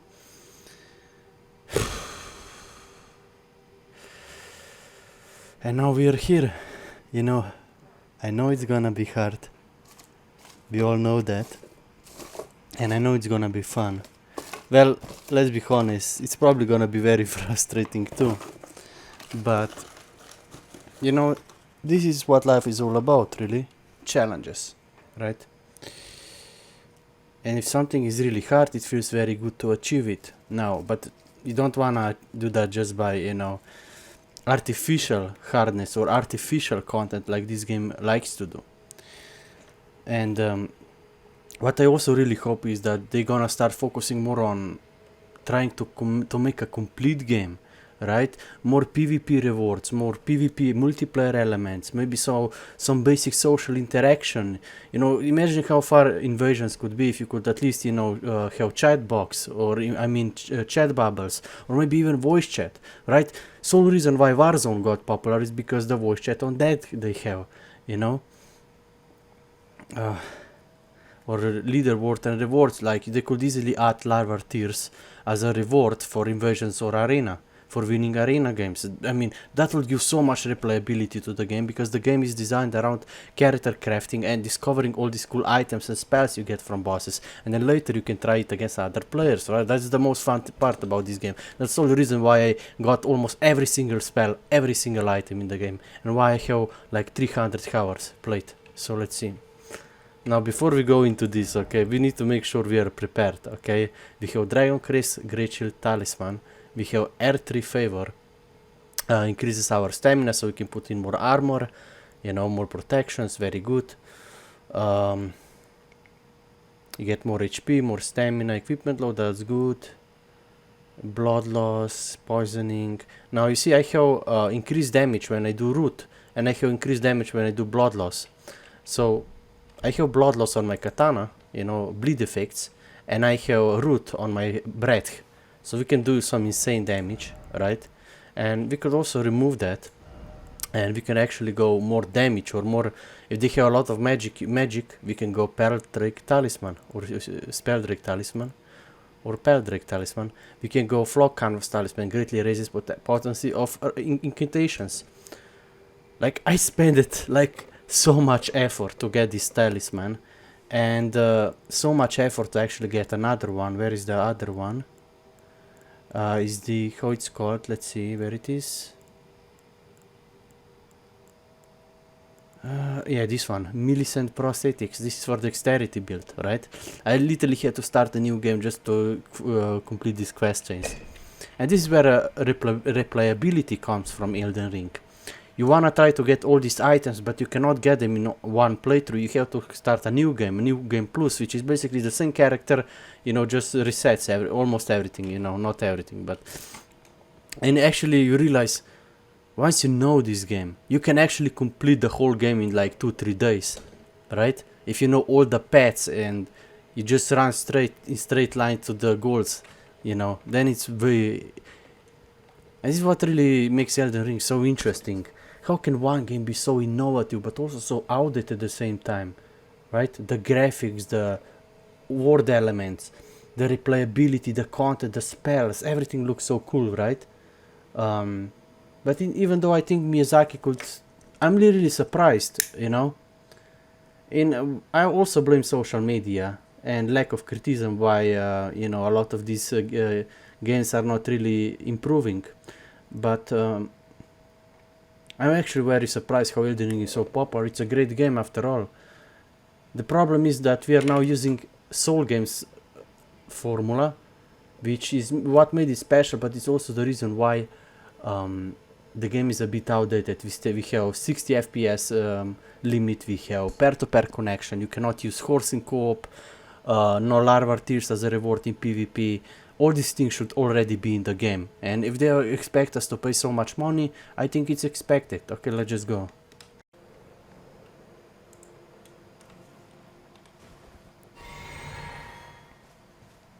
Okay, let's see, are we ready? Are these enemies? I don't know, let's just explore. But you know, new things are always fun and exciting, you know? More cool spells we can get, who knows what can we get, right? Yeah, I don't really want to deal with you, that's for sure. Birds are kinda annoying.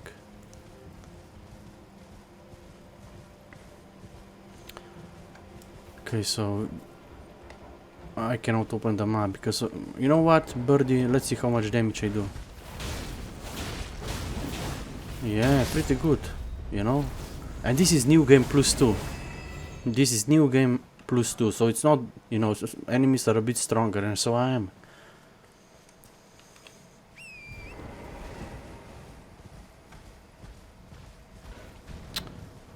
And I also forget to mention, the best possible build you can really do in DLC is probably arcane build.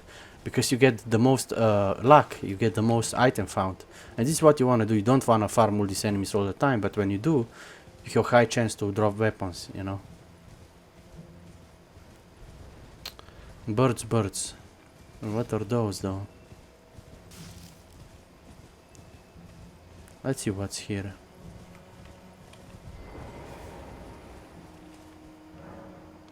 Elevator, man. I don't want to go down already. Oh, it's a boss. Nice. Let's see if we can actually burst it out with my my setup though. Okay, we should be good.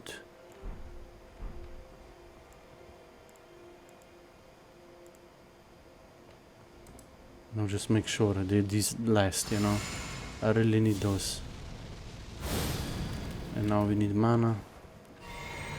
And now we need shield. And Hall of Shiburi for insane damage. But I'm also gonna take more damage, so we need to be a bit careful. We have summon ready. We have pot ready. Let's go, let's see what's here. Can we summon? Oh shit, I cannot do summon. We need the root fast.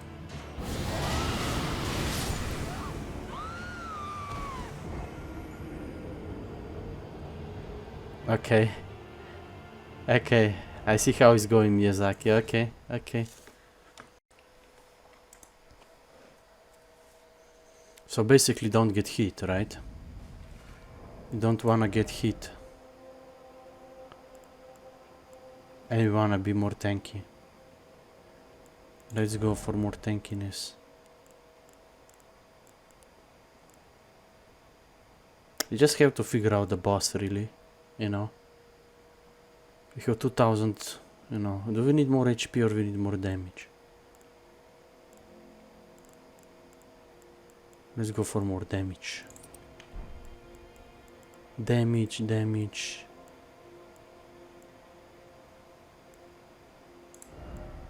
I wanna burst this guy down, so let's go. Where is... I farmed it so hard for that talisman.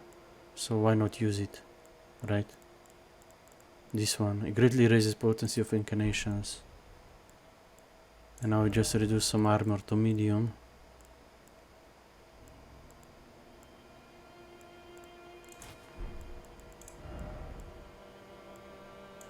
Okay.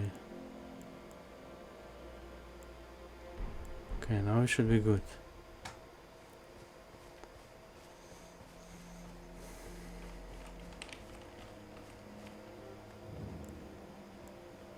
But yeah, I also had Hall of Shiburi, so yeah. Maybe I shouldn't use that. So don't get too shotted. But no, fuck it, let's go full damage and try this time with full damage. And just juke.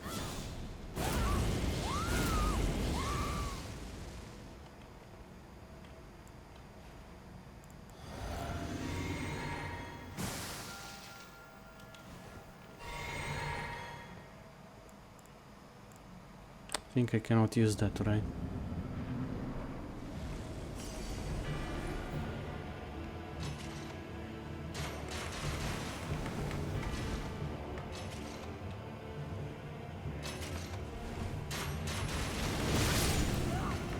Holy shit, no, c'è me two shot, what the fuck?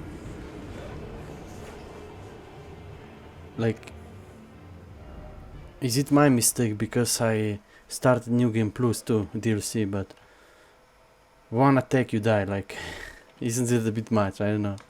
But this is what I'm talking about, like, people always praise this game so much, but there's so many repeatable enemies and repeatable assets used in these games.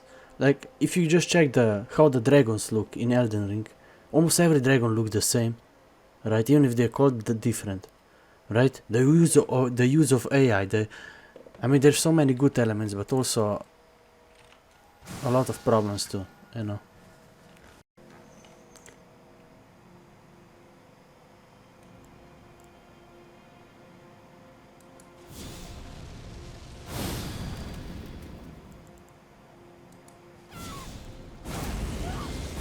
We need to apply that breath though, that will be good.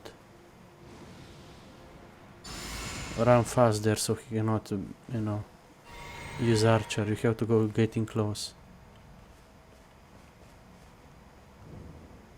Sadly, there is no. You see, there is also like not many things that actually buff dragon spells. That's also how you can buff like so many magic with so many like you have flask, you have magic, you have everything. But for dragon spells, very hard. You know, you have to get, you know, specific talismans and.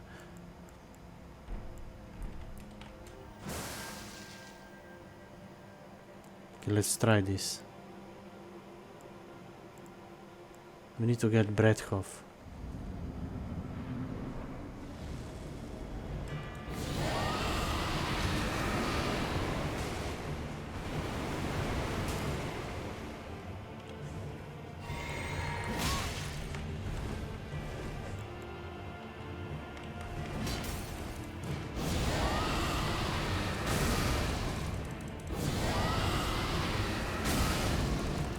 Easy, man. Glitch it or ditch it, you know.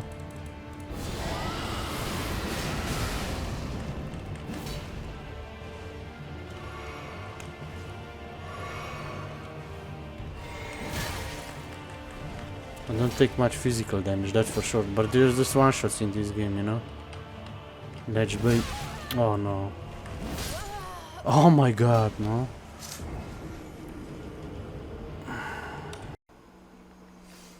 You know, guys, this is nothing, okay?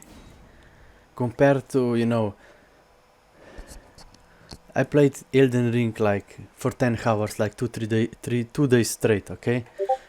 And, you know, trying out for boss is way easier than try when you need to start a new game, having to do this long hours of walking and new game plus and such. Because here you just have one thing to do, you know. It's way easier when you have one thing to do, and you have goals and goals, and then even more goals before you finish the goals. It's like, this is better.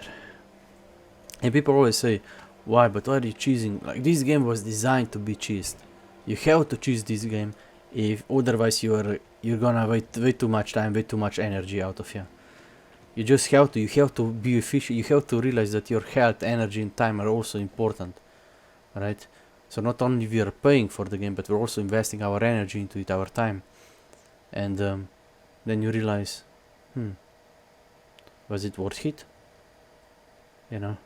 Because when you realize at the end, when you wanna try these different weapons and such against other players, you know the PvP is gonna suck.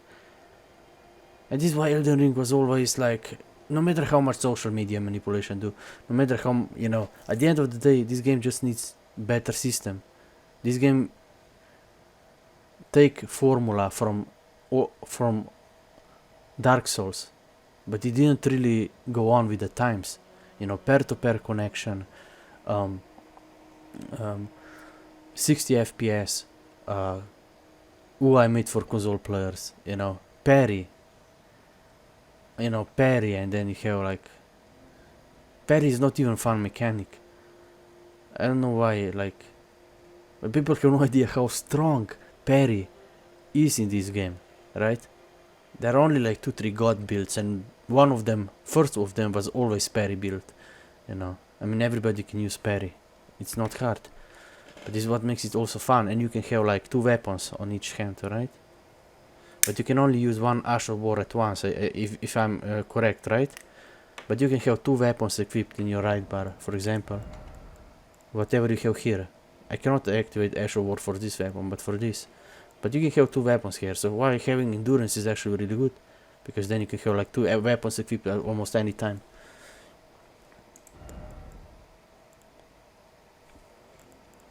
I got this cool new weapon from Lake of Root. Alabaster Lord's Pool.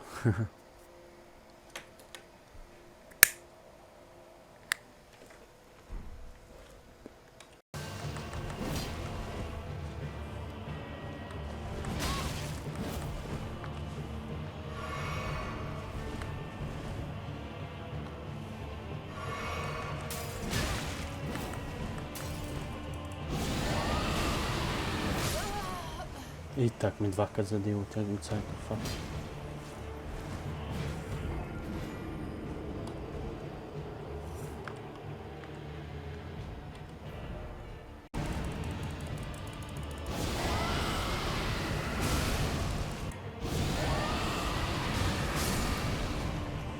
Holy shit. That was so close actually. I was one hit.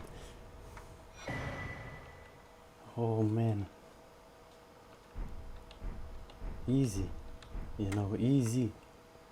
Like, this game was meant for cheesing. If you don't find a way to cheese it, maybe you're not a good player. You know? This hammer, I'm not sure if this even works, but could work. You gotta know when to quit and rest and then come back, you know? It's a consistency, it's a process. It's gonna take some time. This guy said no spoilers, but he make a tier list of fucking ashes. You know, it's like, bro, come on. You know the revive is probably not that good when they say it's absolute masterpiece. That's how you know they have no game knowledge. They're just doing it because that brings them views and money, you know. Artificial difficulty is easy thing to manipulate, but easy to, you know, spiral out of confusion. Damage. And also this blade is actually it's simply not worth it anymore. Longer than Gag's, so Gag's got power crept, at least when it comes to the length. Damage, probably not damage, but yeah, what also sucks is that a lot of items I actually farmed to an old game now just getting nerfed for no good reason, right? So they nerf all the old stuff, you know, and if you don't play DLC you're always gonna be behind. You have to play it, you know. It's like, but once you are done with DLC, like what then? You see, we're always gonna come back to the game doesn't lack replayable content. Maybe I'm saying that because I just started, cleared my first boss, but you know, who knows? I just have to experience, really. Once you get experience, then we can talk, you know. All the guides are like 1 or 2 year old. A lot of these guides are outdated. It's what about you know, but it's hard to say in a video everything you know, about this game, every tactic. It takes too much energy out of you to make video about every this, but you know, it's also make Elden Ring very fun. And against you really wanna invest to, even though it has no real replayability, you still wanna invest into it. Getting new items, cool bosses, you know, finding, you really have to know how to cheese bosses at this point. Like, this is how difficult the game is. You have to know how to cheese bosses. In some ways, like you can do with knocking them down with dragon spells. You can use maybe sleep potions. You can use parry. You know, if you play me, you have to parry. You know, parry was also, no matter what you play, parry is also always probably 1 or 2nd best built in any Dark Souls games. That's for sure. Like you can, that's why I hate PvP, because you know, you have peer-to-peer connection, delayed actions, 60 FPS, and then you have parry. Game mechanics like parry. This is not fun game mechanic. You press a button and you can one-shot enemy. You're like, what? What's the point of that? You know, it's like, I know you have to have parry built, right? And you focus on that. And I think there are actually counters against parry. You can use jump attacks, you can use AoE range attacks and try to juke them. Actually, light dodge. This is what I need to try. This is why you need like 30 endurance. So then you can actually get light roll, which will be actually huge for spacing enemies and, you know, getting your spells off. But each boss can be learned in its own way. We have to find a new way to cheese them, you know. That's what Elden Ring and Dark Souls were always all about, you know. I just wish they had the series, you know, have so much potential. Just a bit more elements, you know. That's all the game really needs. Rewards, leaderboards for PvP content, horse in co-op, so people can, you know, travel the world in co-op better. Maybe fix peer-to-peer connection 60 FPS, I don't know, but these are long-term goals. Maybe not even needed for now. This game just needs more replayability, maybe better social elements, because once you do all the content in this game, you're just waiting at these dead zones, nothing to do, and the game feel alone, right? It's not good. The player interaction, social interaction is not good. Lack of social elements. The action combat is a bit outdated too, but hey, let's not go into details. But let's just play, you know. I had no idea there was a... I see this is also a problem, like, every invasion is like 1 versus 3, no rewards, no leaderboards, right? So why would you play it? Invasions and arenas are only content that give real replayability to Elden Ring. Like, come on Miyazaki, you realize that already. Jesus. This is why it's also so good, you see. We wanna clear the new content for the new items we wanna use against other players, you know, and with other players, you see. 2 versus 2 invasions will be really good. Or more emphasis on arena, you know, you could... This is one of the biggest open niche on the MOBA market. Arena. Most MOBA studios, they only focus on conquest like a Dota. So if you make a good arena game, arena style map, you have so much audience, right? So all you do is give arena, rank leaderboard, and rewards, larva tiers, rune arcs, maybe have a faction NPC for PvP quests. You know, do 1 invasion, do 1 arena and win, and you get a cool maybe even a chest, I don't know, a reward, you know, a rune arc or a larva tier would be plenty, you know. And you could even have a whole multiplayer hub with faction NPC, with leaderboard rewards, so every player can look them up. Multiple servers for that, but for that you will need so many servers, you know. You can't do that with AI alone, right? In this Elden Ring Shadow of the Erdtree video, I'm going to be showing you my Frost Fu Monk build. Bro, the spoilers, thank you. Oh, I'm watching spoilers. I tried to be understanding, you know, I tried to give him a chance with them. It's a little dangerous. So I need you to back off. Oh no, that's gonna kill you. Oh, I didn't mean to kill you. I just wanted to get him a little scared.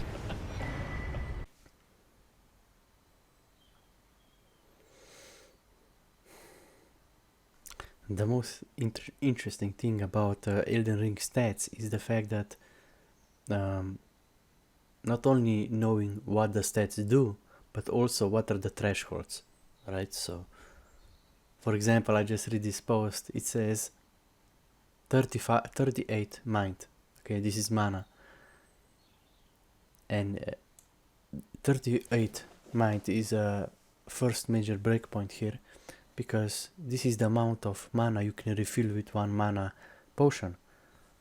If you have anything more than 38 mind, when you're gonna drink a mana potion, you won't get full mana back. So this is actually very interesting, but hey. Or, you know, the more dexterity, the faster you can cast, the more arcane, the more items you can find, the more luck you have, alright? Maybe you should go arcane build, or actually fate for legendary spell.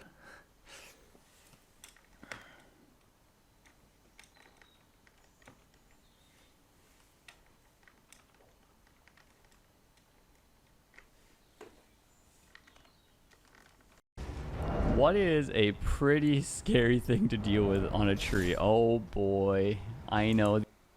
Parries and backsteps from watching PvP players, like using endure so you can trade, you know, or... But this guy, I think I will never be able to get on his level, because he can change weapons in the middle of a combat with, you know, 2-3 pushes. I cannot do that on PC.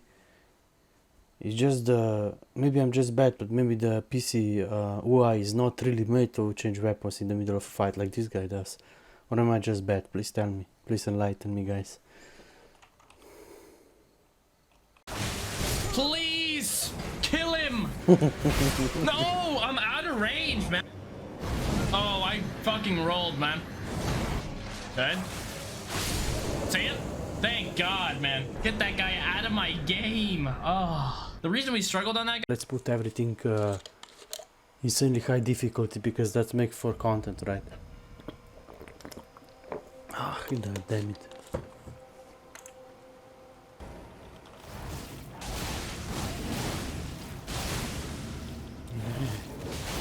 Weapon, am opăitut, bro. Easy. We have higher cans, so we can get more loot. This is the possibility of the loot. No way, we already found the map. Let's go. Is that a good or a bad thing? I don't know.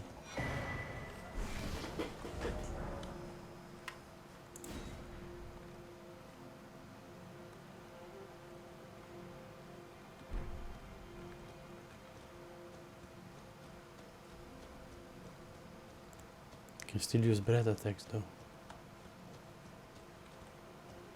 Maybe they drop some.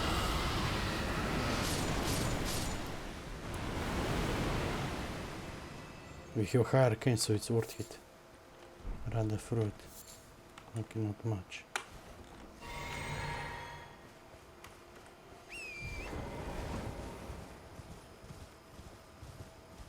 You just let it go, you know, you don't care. You just go. It seems, the world seems big. The world seems alive, if you say so.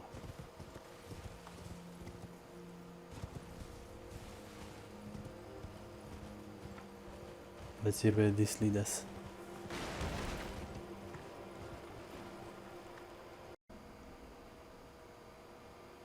I wonder, is it worth it? I need some rest for today. About exploring, but they're really not. You just have to follow a certain path. Okay, maybe they are.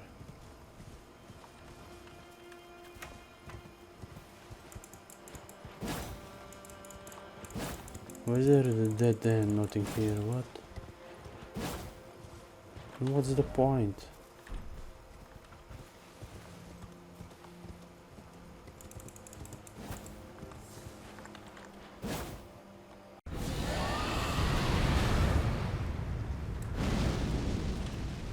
Easy on it. Holy shit. Okay. But this guy is hard, that's for sure. Maybe we could actually cheese him with some long range. But you probably need like an inbuild for that, or I don't know. Can I even summon her? Oh man. Bro.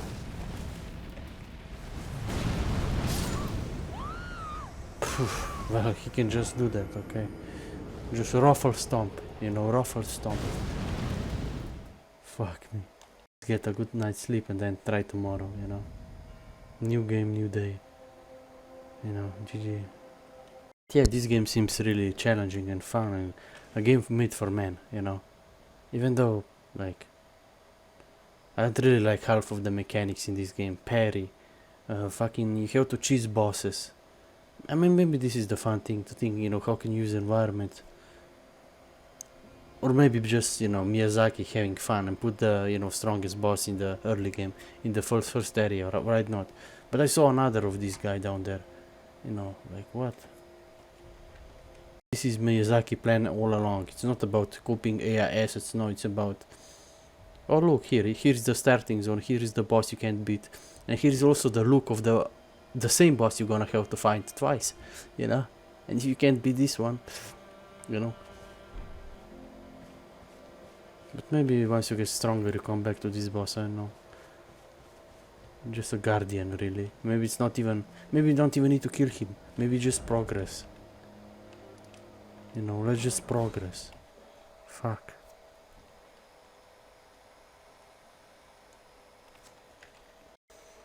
Yeah, and this is the thing, you know, every boss you encounter is designed that you can only beat him in certain way. Right? Maybe people say, oh, but that's fun, you know, but you literally have to choose every boss. It's not really about the skill. This game is just about, you know, it's like we are the Miyazaki playground, you know. It's kinda lame, honestly, like, so much outdated game design.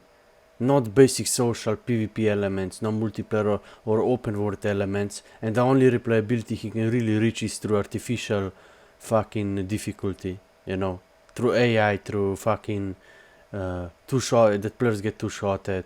You have to choose the boss in some way, you know. Okay, maybe you can say, okay, but this is knowing the game mechanics. Does that really teaches the how to play, how to enjoy something? I don't know.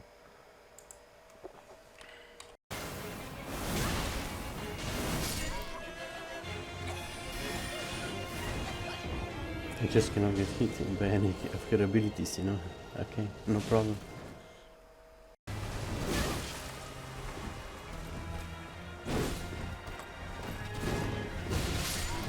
Krno, wish. Why not? That is a good try now. Guys, do you know that black knife armor set you get? Reduces your the sound you make you more stealthy. And if you combine that with Gambit, with Asho War Gambit, Assassin Gambit, mob practically don't see you and attack you, so this is probably really good for open world. Actually, even for reaching new bonfires in the game. Holy shit. It's actually quite good. But you kinda wanna be tanky too, you know. Interesting. Stealth is actually the hidden stat hidden from Elden Ring. You never see it or you get notice about it, but it's there.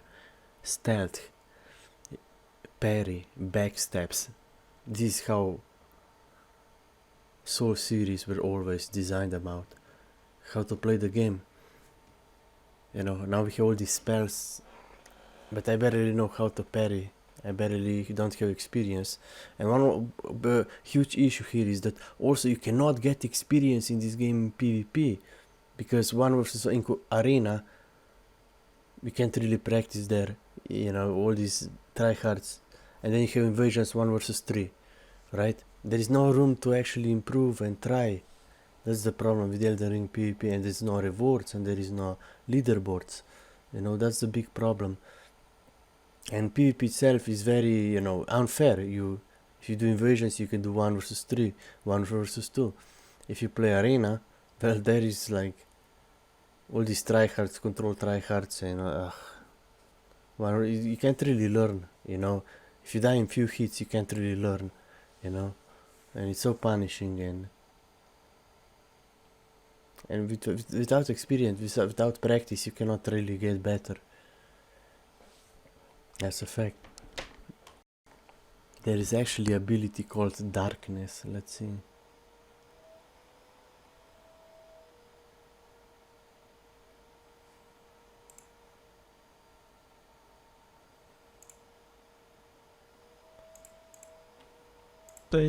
But you can also use the Darkness Incantation, which is an absolute meme. This spell resets the aggro and blinds them for 7 seconds, allowing most enemies to be backstabbed over and over and over again. But let's get to what everyone has been waiting for.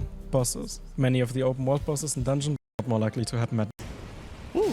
That's gonna hit one of you guys, I already know it. This looks almost too realistic. Holy shit. Hey! That was pretty fun. Guys, if you wanna do any serious PvP in this game, you have to equip Talisman that reduces the damage of critical strikes against you. This is against parries, backstabs, all that things that can one-shot you, you know. So, and what is interesting about his playstyle, he's using like multiple items, like greases. He put grease on weapon, it's like a buff. He's not using magic buff, he's using grease, lightning grease. But all these items consumables are limited. I have no idea how can he have so many of them. Are they so easy to craft or what? Who knows? The truth is, I probably don't understand how this game works. This game is actually really complex because it doesn't really teach you much. You have to figure out everything yourself. And but you know, it's fun watching these YouTubers who really know their stuff. But you know, it's fun watching these YouTubers who really know their stuff. This is kind of, I don't know if I like this for the dragon or not, but these tunnels are something, to say the least. Hi there. Oh, yeah, we do it again then, since you're doing that. I love this thing. Oh my god. Oh, there was a wizard? Oh, wait, did I hit him as well, I guess? And if you guys didn't know, actually I can change weapons on the fly, yeah. But to equip totally new one, you have to do this, and then you have to use this. You need experience, you know, that's for sure. Experience is everything.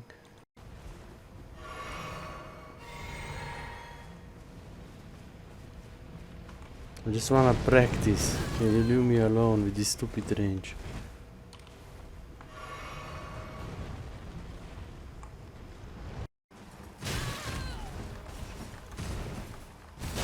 Ja, loh neha napadat, no.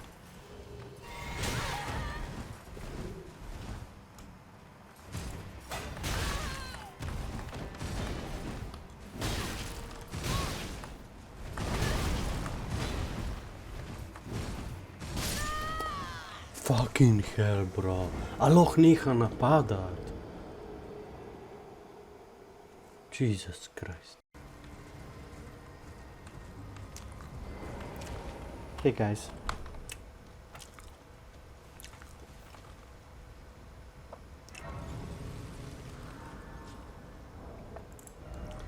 Hey guys, I just want to quickly show you probably 3 best talisman in PvP. Now we have something called Ritual Shield Talisman.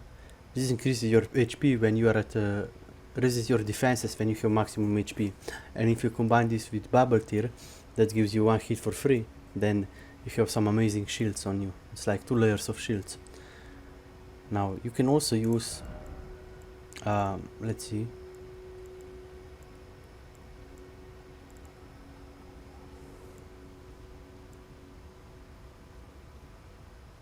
reduce critical strikes. Okay, now parries, counter attacks, all these are actually critical strikes, if I understand the game correctly. So will actually be very good.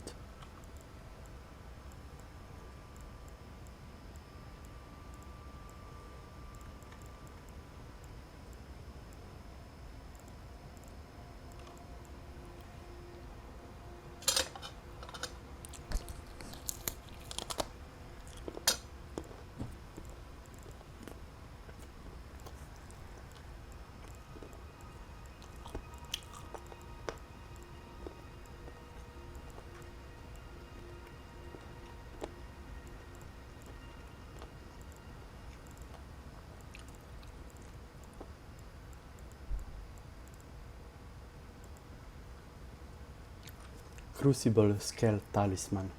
This is probably one of the most underrated talismans in PvP. Reduce damage taken from critical hits. And critical hits are parries, back attacks. All these can one-shot you. So this is actually really huge in PvP. And some poise, yeah, some more poise. And then you have Dragon Crest Great Shield Talisman, even though it's quite nerfed in PvP. You have Ritual Shield Talisman. Lord of Blocks, this gives you like 20% bonus damage if you proc blood, which I have on my weapon. And with fast attack I proc a lot of bloods, a lot of bleeds. Maybe have something for dragon incitations. Okay, that's gonna be a long ride. We go from here to here to get to here. Okay, it's not that bad, let's go. Oh man, bonfire.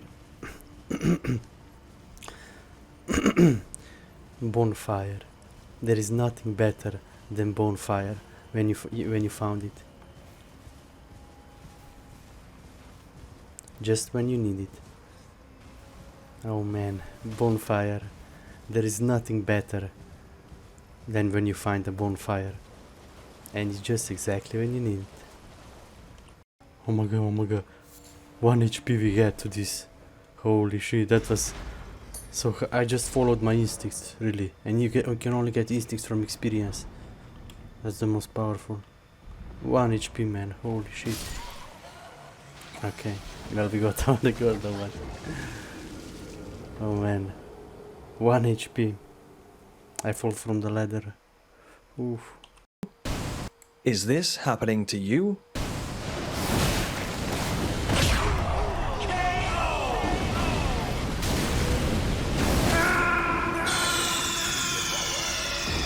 Then you're in the right place for video game training. Head east from High Road Cross, then through the tunnel to make your way to the map fragment. Head east from High Road Cross.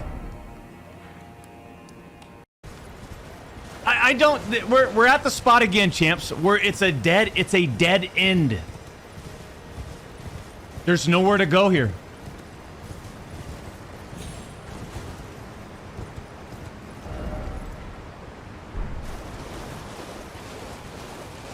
and it's almost like I'm trapped.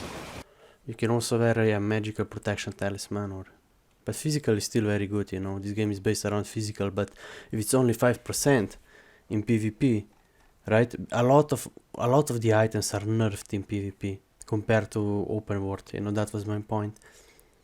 And some of them are actually, look. Oh my god, it says right here, okay. Hey guys, do you know what is the difference, you know? Hey guys, just a quick video. Hey guys, just a quick video. Do you know Dragon Crash Shield Talisman? This is the best physical protection talisman in the game. But you know what is the difference? When you use this in open world or you use this in PvP, invasions and arena, is that the effect actually gets severely nerfed. Which kinda sucks. You know, you see, if you check PvE stats, reduce physical damage taken by 10%, 13%, 17%. I think these are different, you know, there are 3 Dragon Crest Shield Talismans, you see.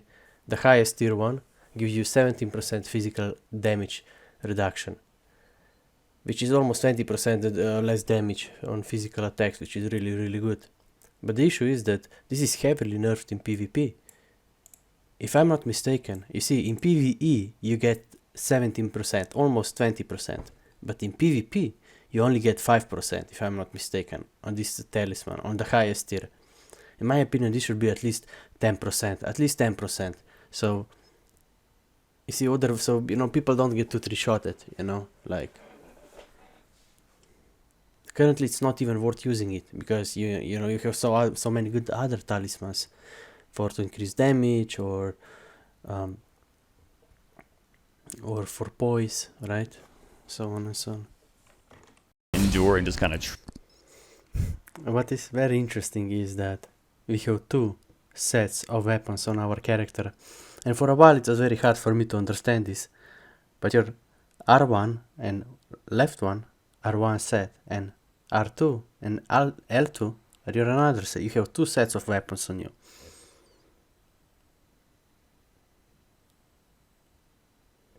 I don't know how it's on console, but on PC we put the Ashes of War, we put on the right hand, you see, and then you can use 2 ashes at once if you change from one weapon to another. I don't know. You know, we need somebody who's going to kick ass and not run around apologizing for it. Yeah, I heard that. And I also saw Gino use a scythe in a video once, so if God himself used it, it's probably all right. Fucking do this. Jump attacks only, baby. When people cook lamb chops, a lot of the time, you get a nice eye of meat which is pink, but the fat's uncooked. So they're not very pleasant. You tend to eat just the eyes of meat and leave the rest. As I've always said, perfection is lots of little things done well. Now let's start on the chops.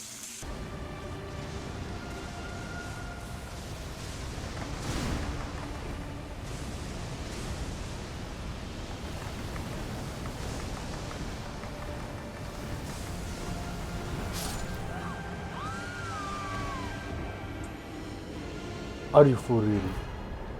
Please say I did it. Oh my god.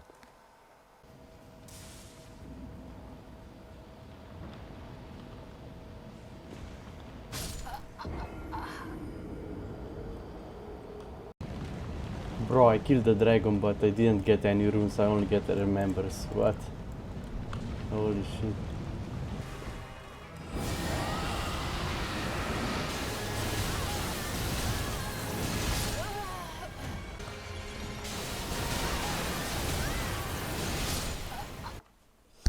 Stamina is probably the most important stat in this game because it allows you to do anything. Running, which means running is allowed so you can actually strafe around other players.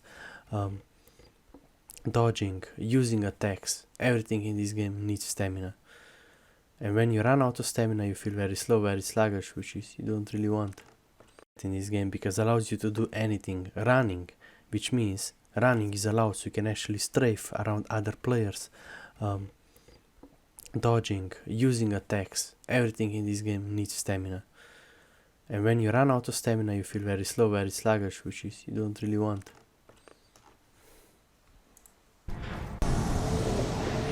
Oh, this spawn again. I feel like it's becoming more and more common. you get spawned in this room, it just looks ridiculous. Oh my god, hello guys, I did not see. Always when you log off, always check where you left over, you know. Like look how much we discovered today, holy shit. It doesn't seem much, but... And it's not that easy. It's very complex. You have to maybe even watch some YouTube guides, especially for this area here. Storehouse, you know. There is a boss, but very hard to get here. You have to find the lever and so on. And then once you're done, maybe open all of this. There's probably another boss down here, for sure. And probably another one here. Who knows? I just don't hope this is everything, like...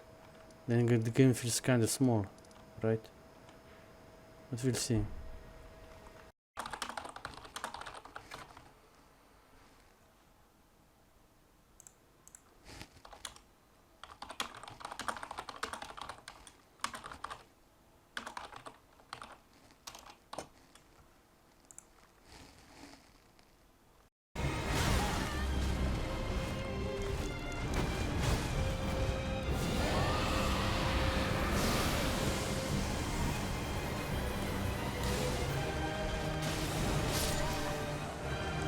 Daj se drkaj, no.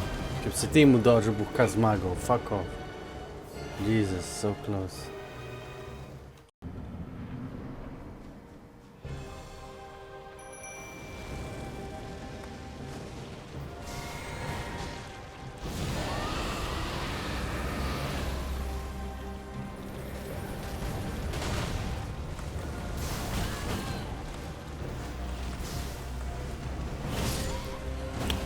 Pa isto no nekako bije, no. Pred tega mova sploh uporabljam. What the hell.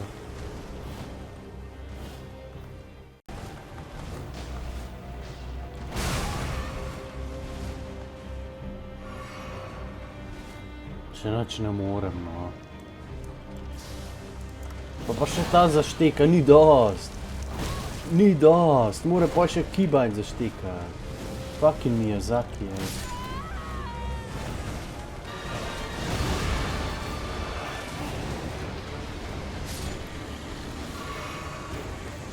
Fucking easy, man. First time. Fucking easy.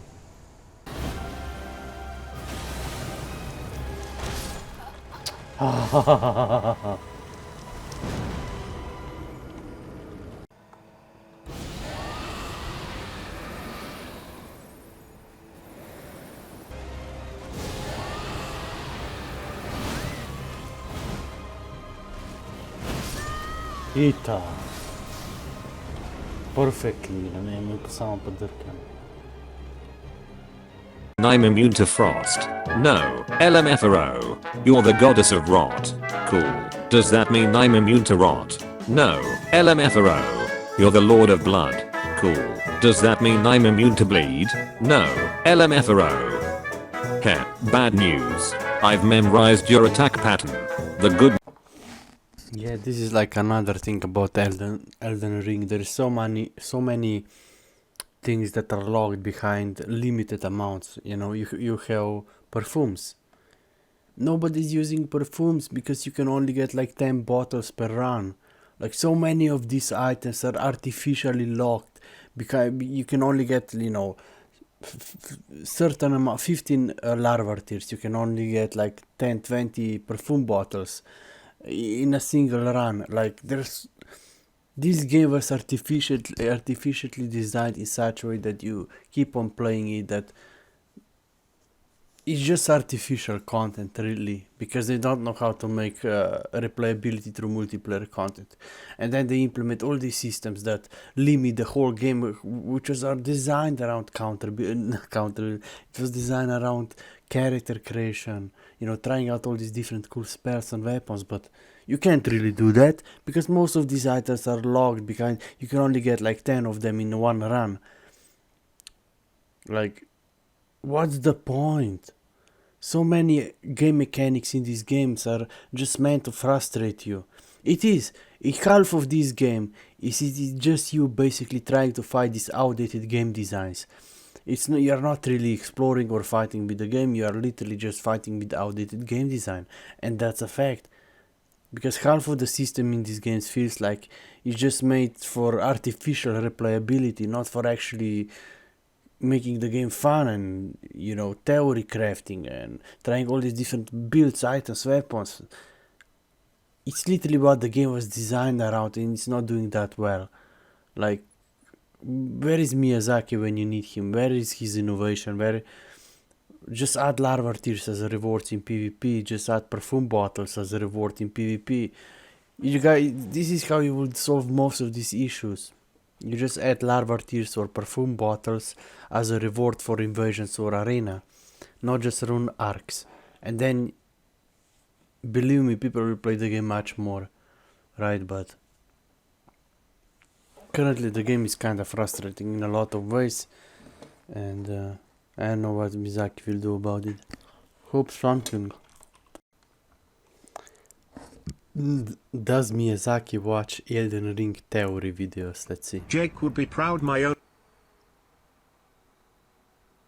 Like, Miyazaki intentionally designed Elden Ring so that it's almost impossible to theory craft, right? He implemented larva tier system so you can only reset the character stat limited amount of times. You can barely beat all the bosses in the Elden Ring game without trying out different fun builds or what works, you know. The whole game is designed in such a way that it's very limiting, right? When you look at it, Elden Ring is a very limiting game. Outdated game design, a lot of the systems in the game that limit theory crafting, character building, larva tiers, perfume bottles, all these items are limited. You literally need to do multiple run of the games to get more of these items. There is no reason for that. The only thing that this game has for it is character building and trying out these cool spells and such. And even that is fucking limiting. Like, what is Miyazaki even thinking in a lot of these cases? I have no idea. I don't know why people say Miyazaki is a fucking hero when he barely knows how to make a complete game. How is Elden Ring even so fucking popular is my question. How? Well, social media and bots most likely, but hey. She already died, my son, that's so bad. I need to use my rune to buff my guy.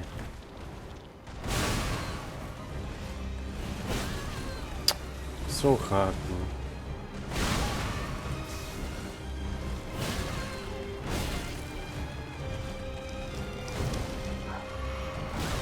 I can't even heal, she attacks so fast, no.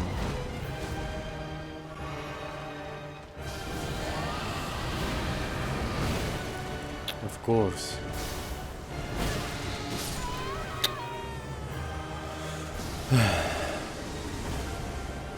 I need to probably get more of these runs and level up my Simon, so my Simon can actually survive longer, and then maybe we have a chance with this build.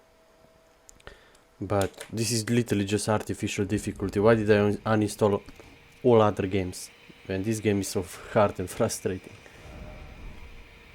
Look, if Miquella it is whom you would seek, then comrade, allow me to give you this. These are the sites of the crosses I found.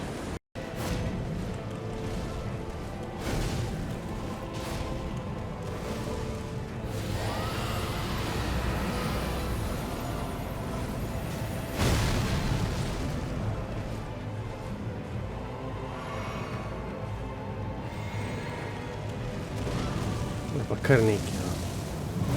Restricted to race of gold, shadow, death. In the embrace, messless flame.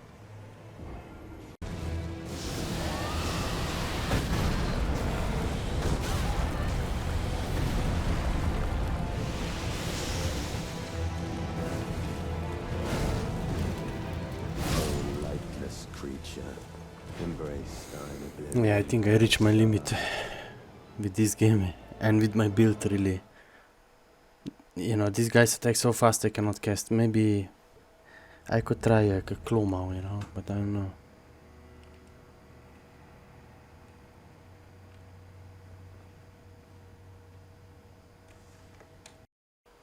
What is very interesting about the Elden Ring weapons is that we actually have two sets, right?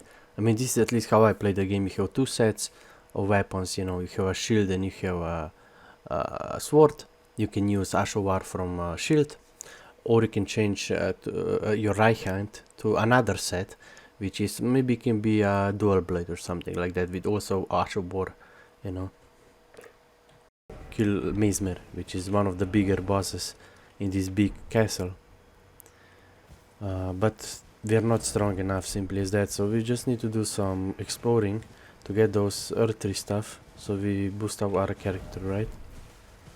And that's how we progress in this game. If you cannot do something really hard, then it's not necessarily just your build, you know. Okay.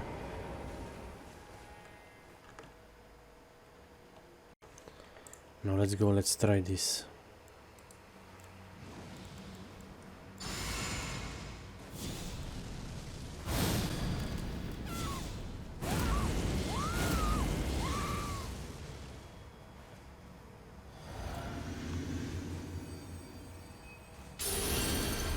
You have to know when is the right time to summon, okay? Okay, full damage buffs, okay, let's go. Now. So let him take aggro first. That's what we wanna do.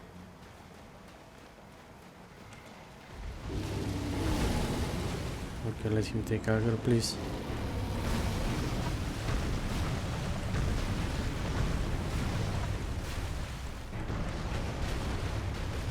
Very strong buff.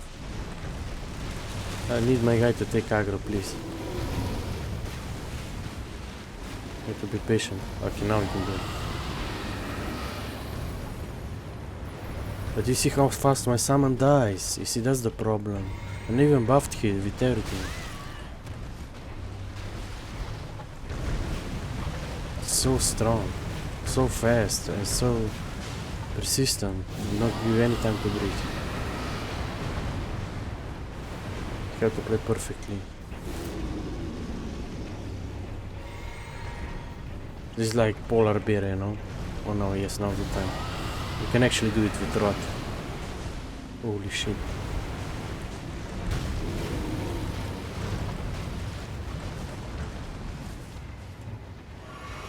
Let's just run on.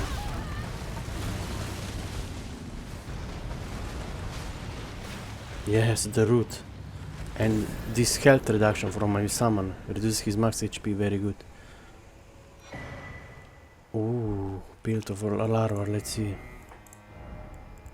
I thought we're gonna get something else.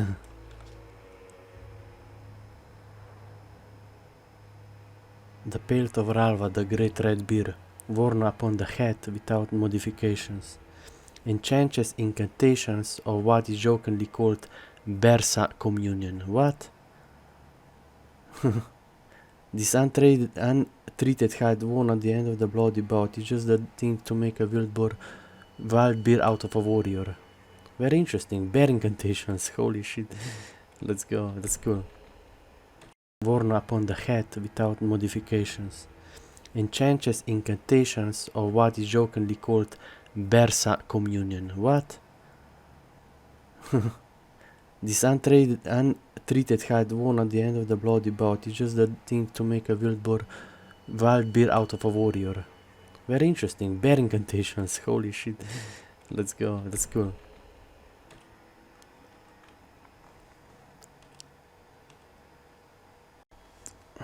Okay, so we completed the bear here. We were already here before.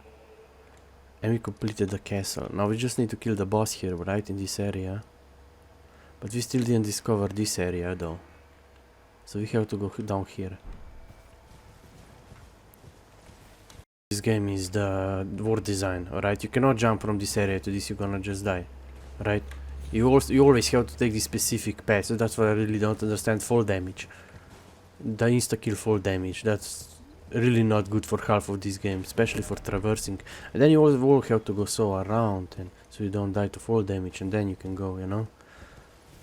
I mean, the traversing of the world will be so much more fun, even though it could probably break some mechanics, you know?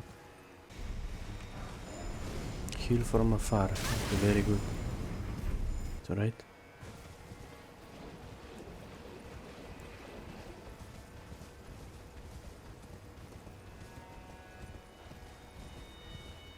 You know, you can't really search every corner. It's not that kind of a game. It's a more of a theme park, really.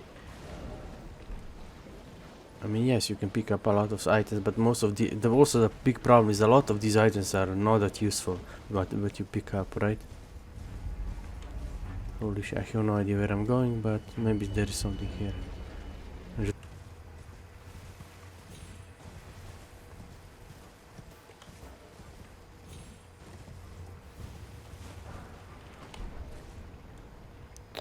Oh, one big area just for this one single item. Okay, smiting a stone is not bad, but still, man. To design the whole area just for one this bad item, you know, it's like, what?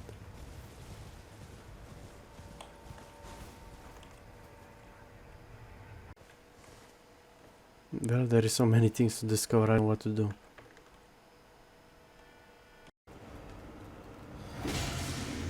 Ah, fucker.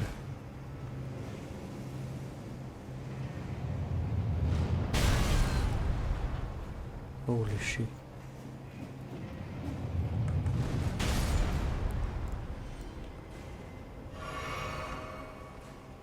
He had so much HP.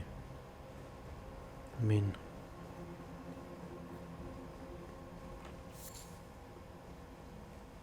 Okay. Motherfucker.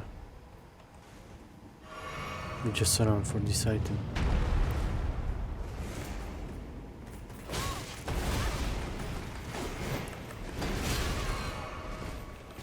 Yes, no, fuck you, boys. I'm out. I'm fucking out, boy. I have no health.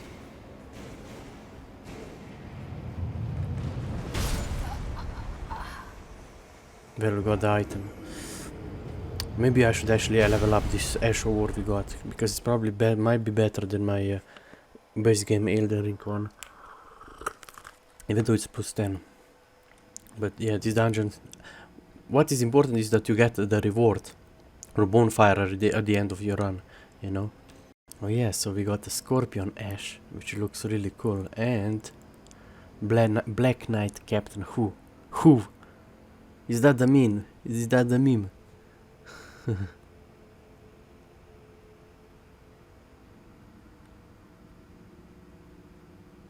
Okay, we need to level up this guy, Who. Even though this Scorpion is really cool.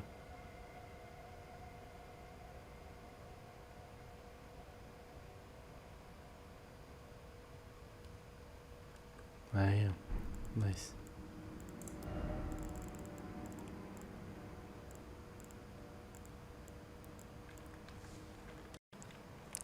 Guys, I didn't manage to record it, but if you go into your inventory and you go into tools, for example, you can actually find two buffs here, two blessings. These two buffs you actually need to use, so you can actually have more HP, right? If you have a red icon under your name, that means you still have a blessing in your inventory and you have to use them, otherwise you have more HP.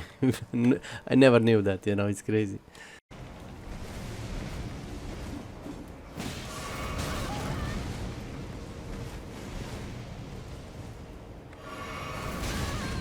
Oh, că mă... Health ni potion more tog Zeit trajat, no. A ne health more tog Zeit trajat, health potion, a veš, zakaj pa ne? Medtem so vse druge animacije hitrejše, right? Fucking and the long walk. Oh, thank you for Marika. It'll be way too hard. Oh shit. It's not even hard, but hey. Especially once you get used to it and know where to go. Where is that fucker? Hello! Oh my fucking god, killed by a single mob.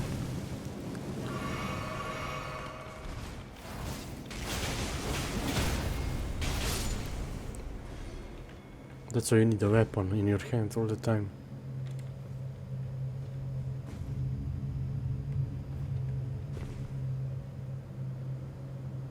Nice sound design though. Very interesting.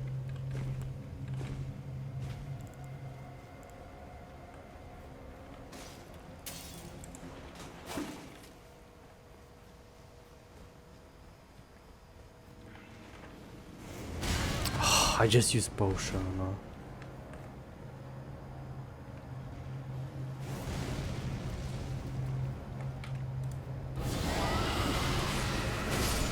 Never one-shot these fuckers.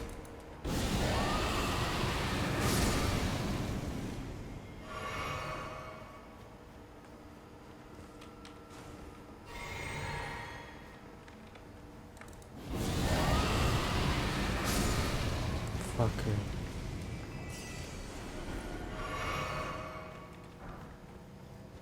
And you get nothing. I mean, you get something for upgrading weapons, that's cool, but come on with Miyazaki, give me at least some good reward. You can't. Holy fuck.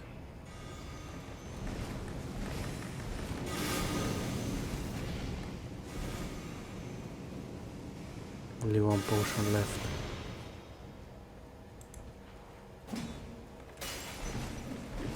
You see, I try to discover, I get punished, you know? I love it.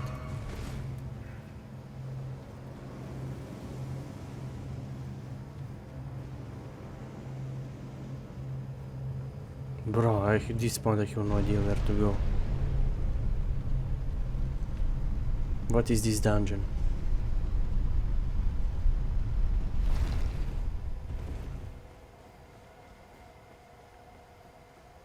Oh, it's a boss. What a long way to here. I have no potions left, fuck. Maybe my summon can carry me.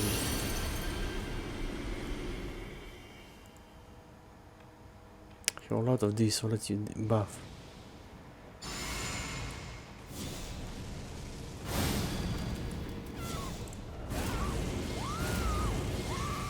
We need more damage.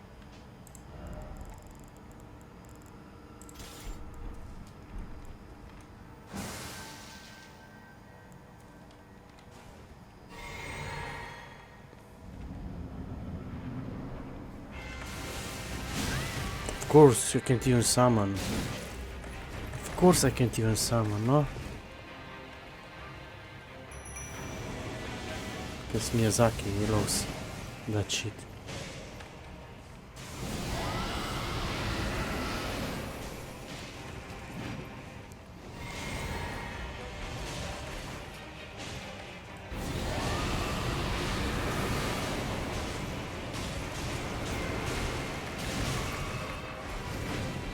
Please, please, please.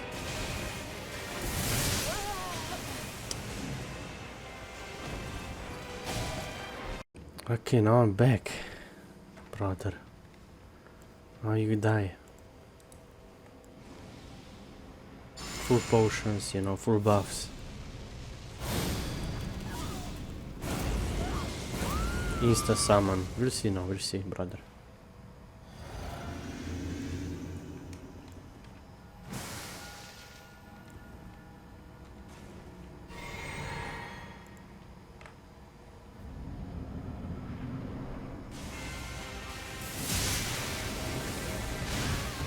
Holy fuck. Oh, the flash, the tear that saved me.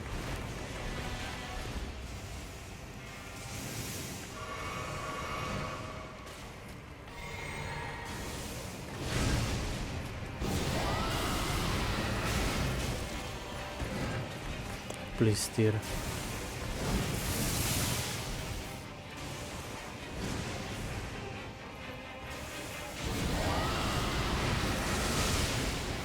Because I cannot jump, because the game's glitching. Fucking cunt.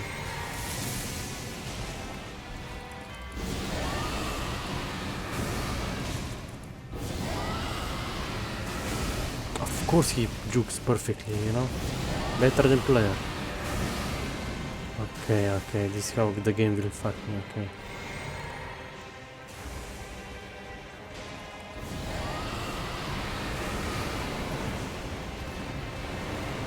Of course, he behind the wall. This run is going perfect. Holy shit.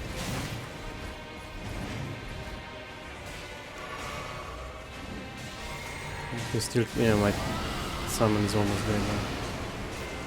Maybe.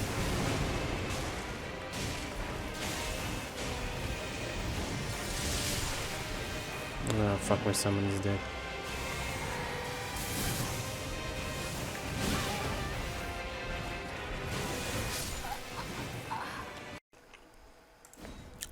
You know what, it would be fun if he actually had more cool weapons for Arcane, you know? That would be really cool.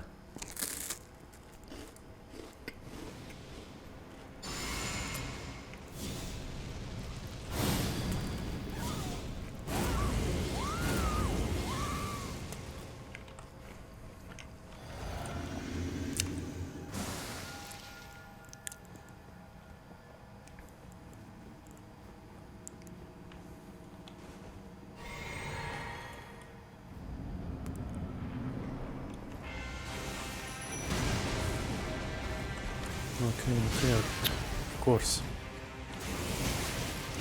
Fuck her, no? Because my guy doesn't wanna go on him.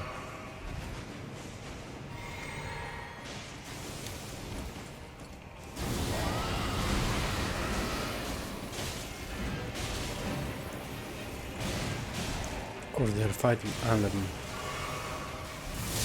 Holy shit, that was so good. We did it. Holy shit, we got it. Roar of Rugela. Nice. We defeated the bear, no way. Oh, let's see. The new spell. Oh shit.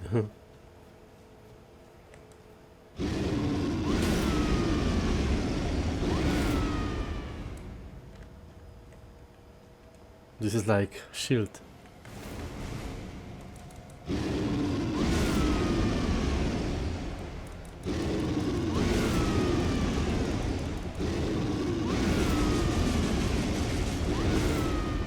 You can hold, yeah.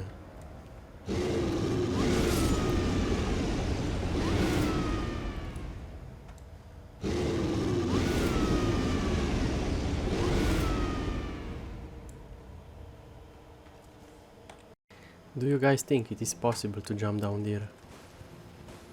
What the hell is this? I didn't even saw that guy.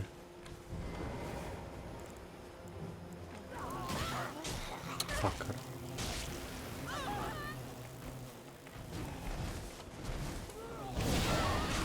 Ja, kurno.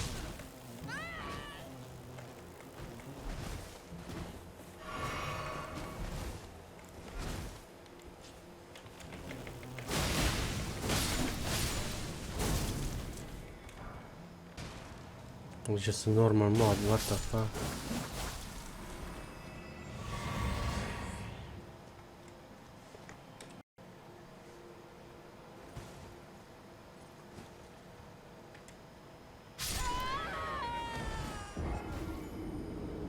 Okay.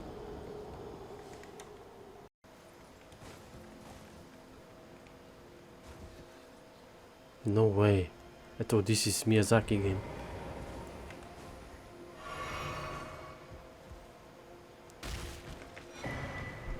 Okay, thank you, I guess. What is so amazing about Elden Ring is that we're all sharing, we're all progressing in this world, even though it's a single player game. Because you know other people are also doing it, it's fun. It's exciting, it's what makes esports also in the first place. Checking some areas. Can get some blessings and... But to finish what we missed. Probably missed a cave or two though, that's for sure.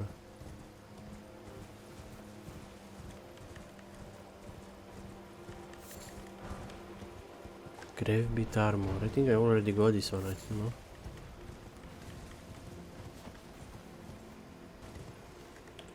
Okay, I'm really happy I actually did this area here, you know. Maybe there is something here I missed. Because this is complete. Let's also check under the bridge. Look, a great katana. Let's see. Oh, it's skeleton strength and dexterity overhead stance. I know, but you can actually, it is probably very good if you upgrade it and change the Ash of War to whatever you like. You see, this that already have this, you know, Rivers of Blood. So some of these you can't change Ash of War, you know, that already have one, well, a special one. But this one, Great Katana, which doesn't really have one, it's very good. Oh look, here under the bridge. Oh, look at this. You can actually find some things. Furnace Vigil, oh. No idea what is that, but it's probably good. Hope.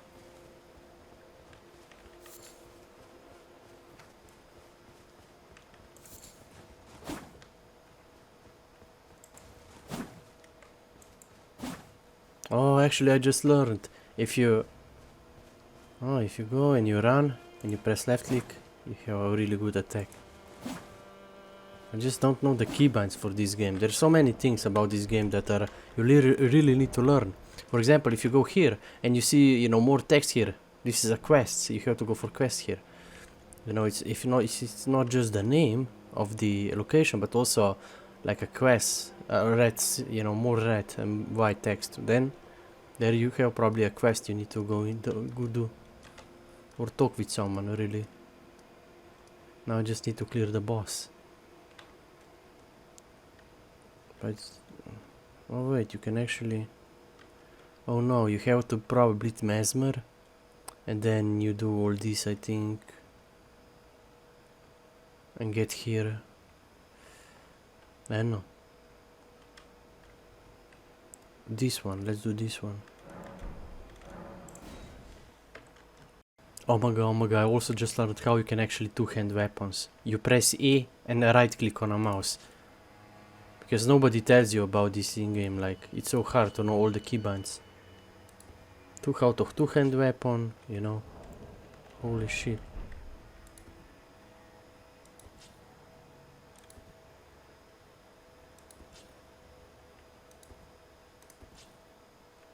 And if you press shift and you move forward and left click, bam.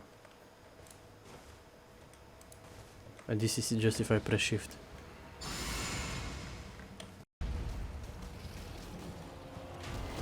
Another one, what?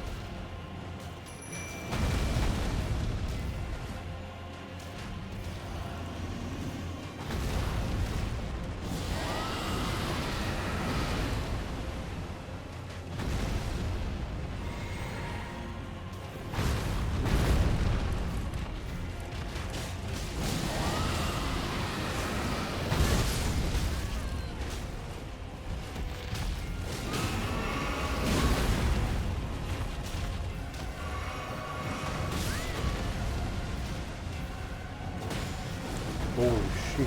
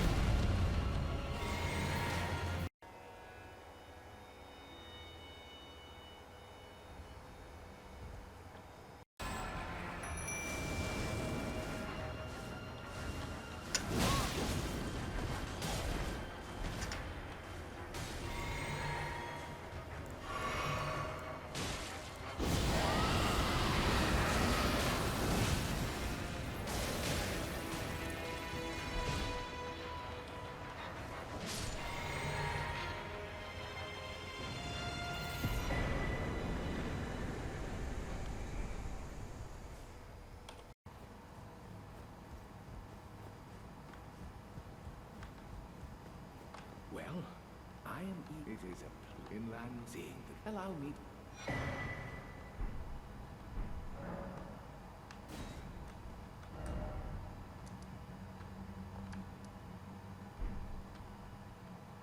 It is said one's fate. Let's go! We did it! Holy shit! It really helps if you find some of these.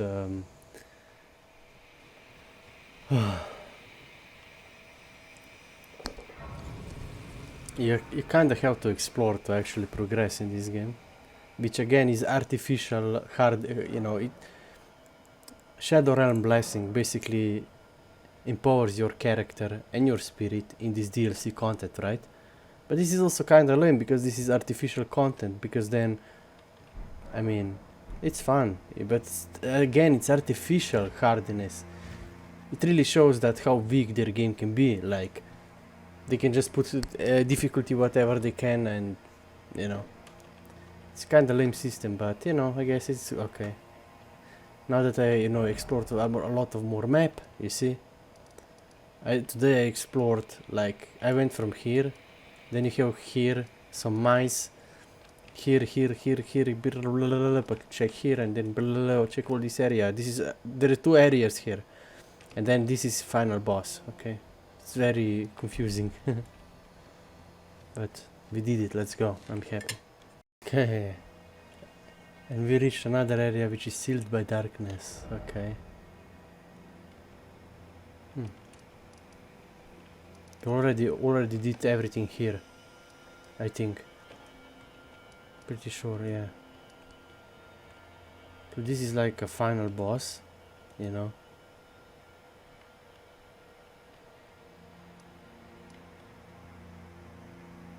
So now we only have like Mizmir, right? We have Mizmir and we have this guy.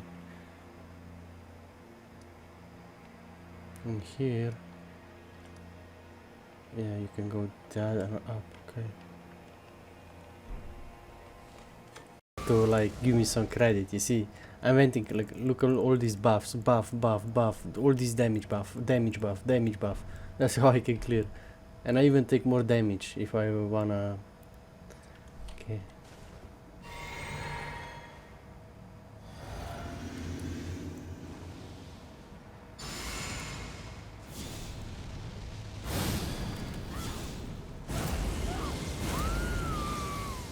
Maybe now we can do it with all these buffs. My guy can tank, maybe. Oh wait, we need shield.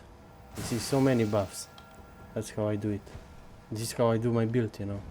Every build needs faith, by the way. I was a bit too late again.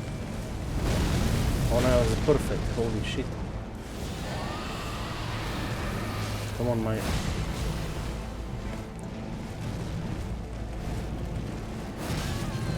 Holy shit. Waiting for my guy to take aggro. Can't even heal.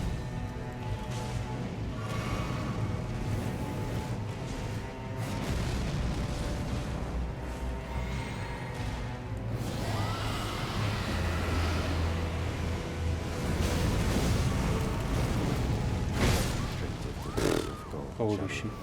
But I think possible. Most important thing is to actually use the correct buffs, you know.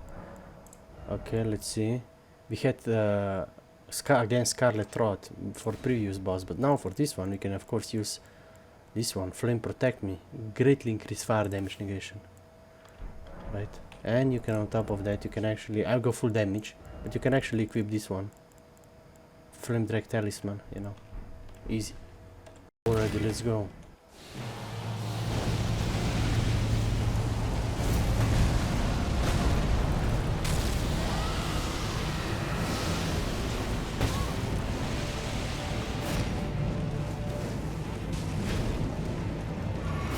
Oh fuck, I know.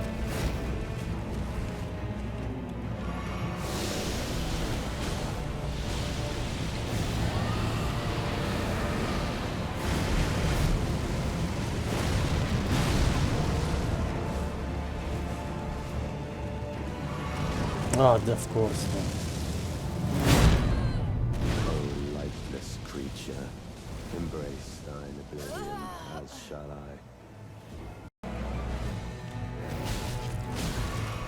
Dude, whoever put fucking these signs, fucking whoever put the signs here so you cannot even sound normal in the middle of the boss fight, a fucking asshole.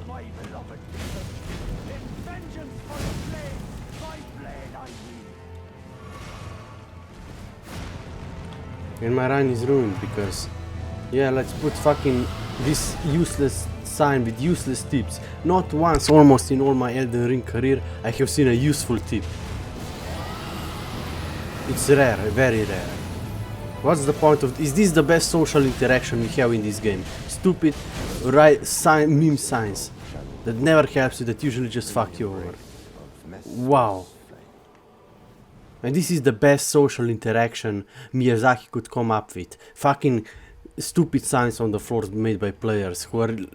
Let's just check some of these signs. Okay, let's see, just randomly see what did it say. Can you fucking stop?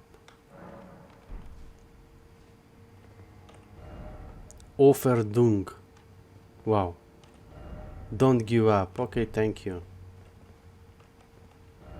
Didn't expect big foe. What's the point? What's the point? Jesus fucking Christ. But no, Miyazaki, let's totally ignore social elements. Let's totally ignore multiplayer elements. Let's make teamwork open world game, you know. Without any element. No larval tears as a reward in PvP. So you cannot really theory craft or try different builds in the game. Like... Ah, man.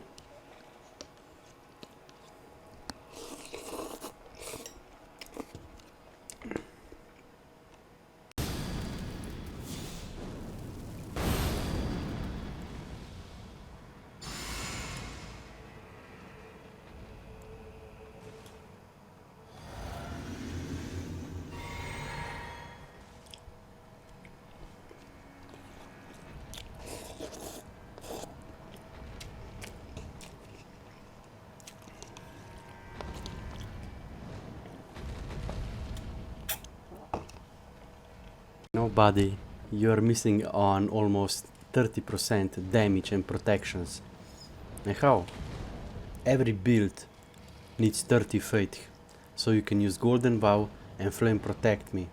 And at 33 faith you can actually get Scream of Shaburyu, how it's called, which gives you 20% bonus damage and you take 20% more damage. Now this is how you kill bosses, you know. And then you have to use all the buffs.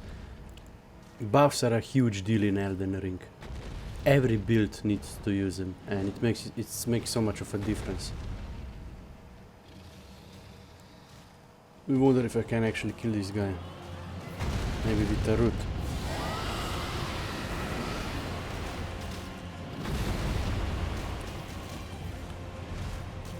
Yeah, that wasn't much damage.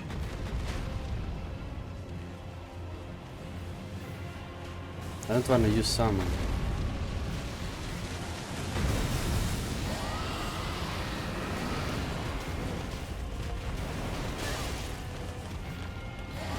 No, they run. Why is he attacking me? I don't understand. Why are they not attacking the dragon?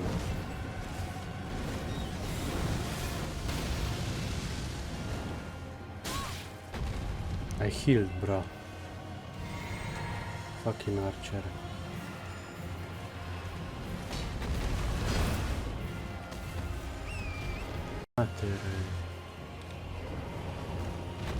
Pizda.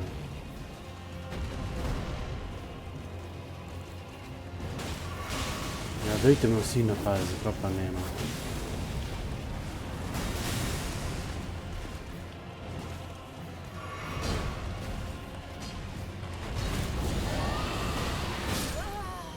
Itak, kaj fucking stack mod shieldom po vse tako hit napada, a veš.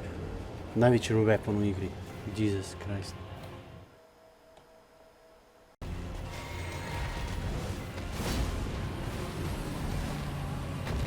Yeah. Let's go.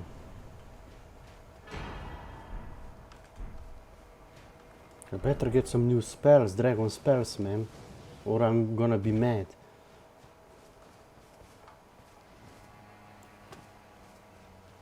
That's just a fucking pain, bro.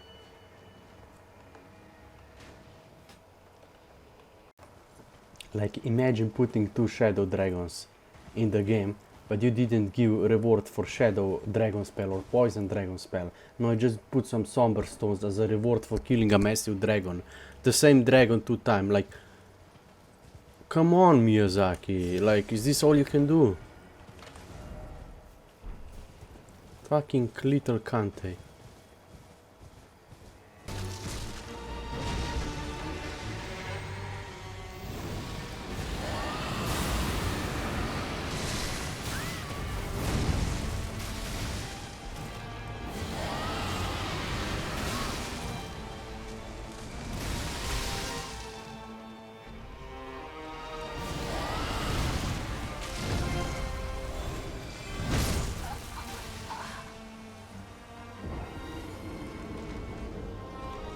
I just go, you know.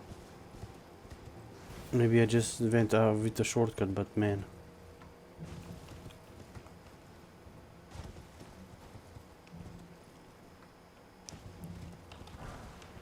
This guy was me. Yeah, this guy went here and died, of course. Because this is Miyazaki game, you know.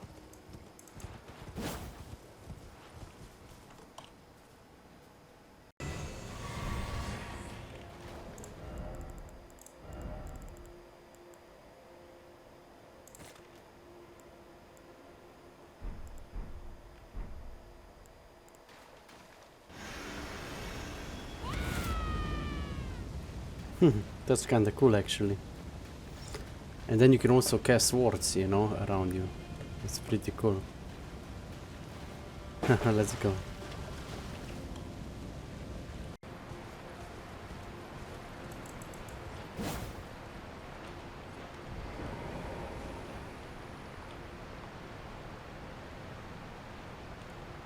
Come on, man. Miyazaki, please. That should work. You know, that should definitely work. Seems like I'm more curious and discovery than Miyazaki, designer himself. Or maybe just he didn't have enough time to put some fun things in the game.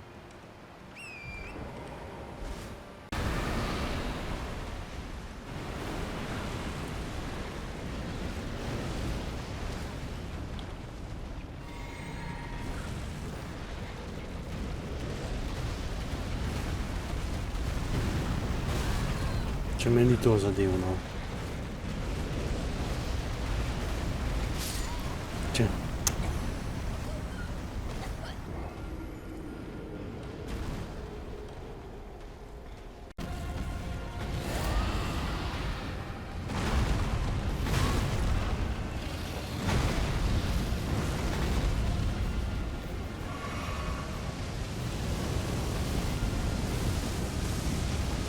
Holy shit.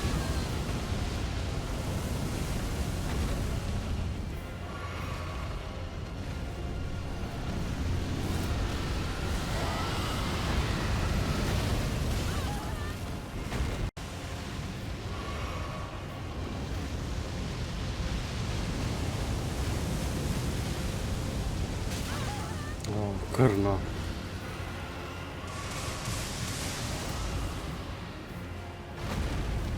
Easy, man. Let's go. Route OP.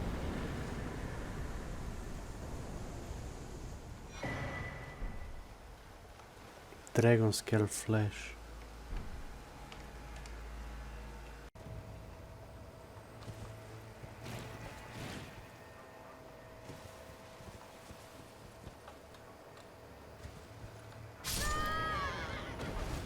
Bullshit, no, what the hell?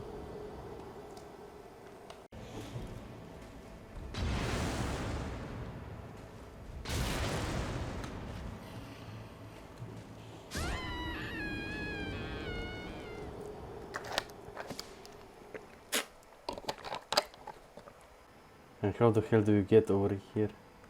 Very hard. I'm not even sure how I got here anymore.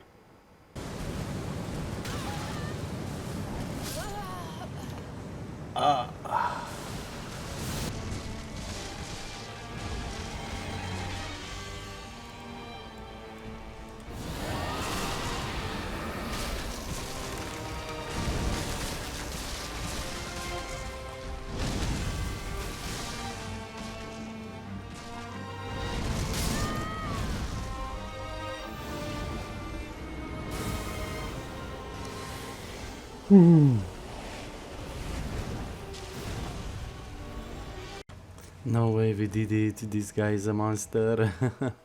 We beat the flower, man. Holy shit. You need fire, you need high damage, man. Apparently it's easier with two. Wait, how? I thought I beat him. Fucking hell. I used this one. Ooh, Faramazula, and they are over.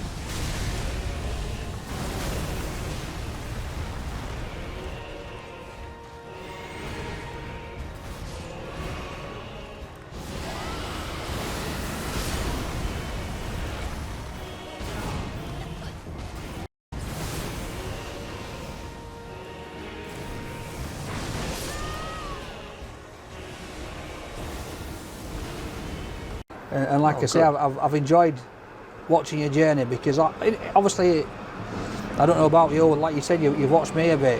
When you're doing stuff like this with social media, you tend to sometimes just chill out by watching what others are doing, and you know, then somebody will get your attention, and you think, oh yeah, they're funny, they're all right. And I've just absolutely loved just watching you and like your humour and your banter. It's right up my street. Oh, thanks, man.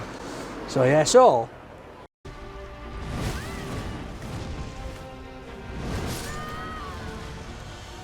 Okay.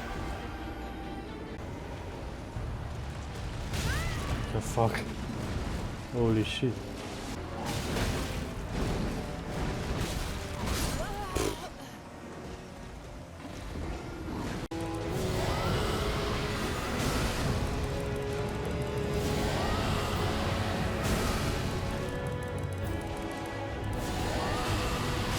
Ah, of course. Are you kidding me? No. Cook some unlucky, Maurice.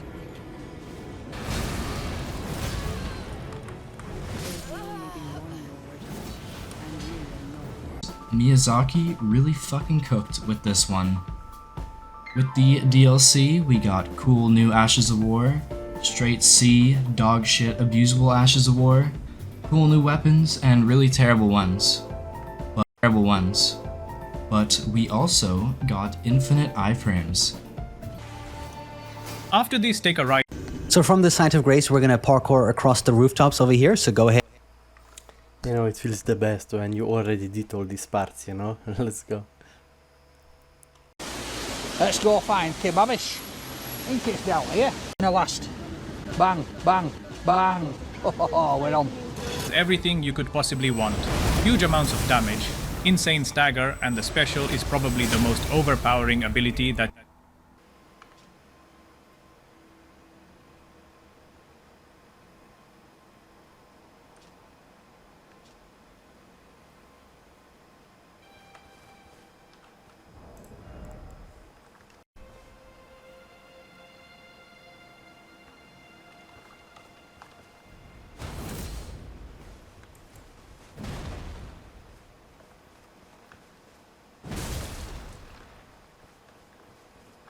Probably the only Ash award that gives scaling to Arcane.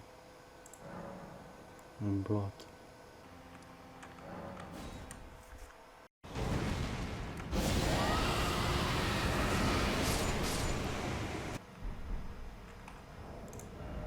Yeah, we got the spear, let's go.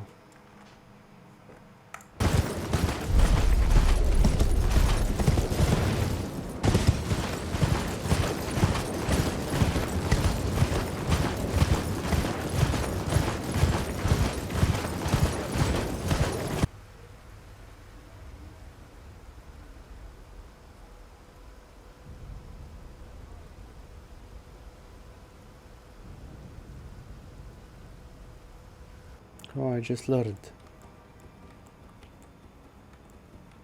It depends on which you said, left or right.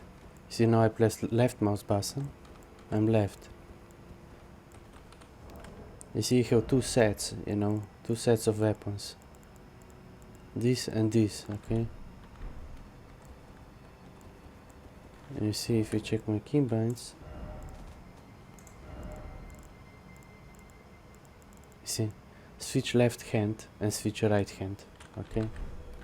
But then when you switch, you also change which Ashes of War you're gonna use, left or right one.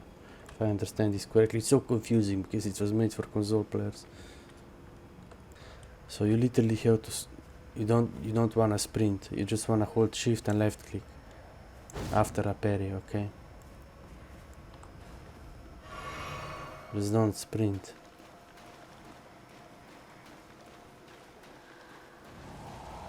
You have to parry though, it's hard to parry this guy.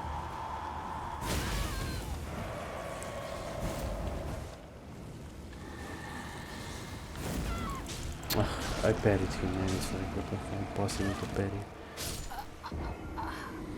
Guys, I figured it out. The biggest problem with PC players is that we also have sprint on our shift. So before we do heavy attack, we have to stop sprinting. Okay, see, this is how we sprint and attack. But there is also, if you hold shift, you do hard attack. Fucker.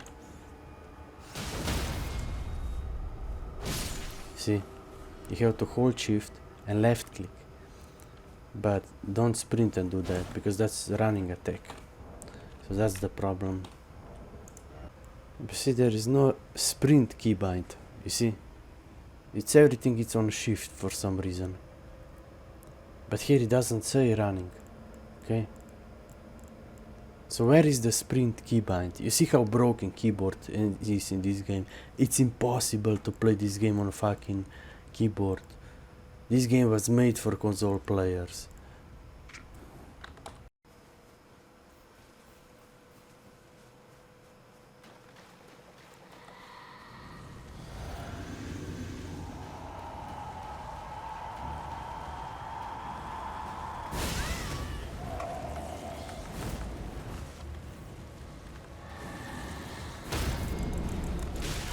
Bro, I did a heavy attack, what the fuck?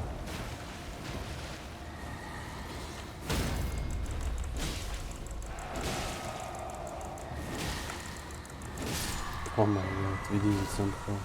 But I still cannot do heavy attack. I cannot punish.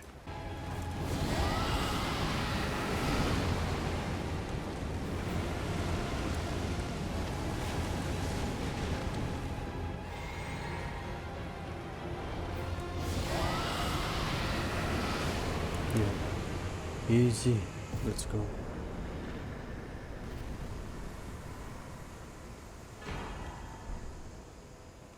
Okay, thank you.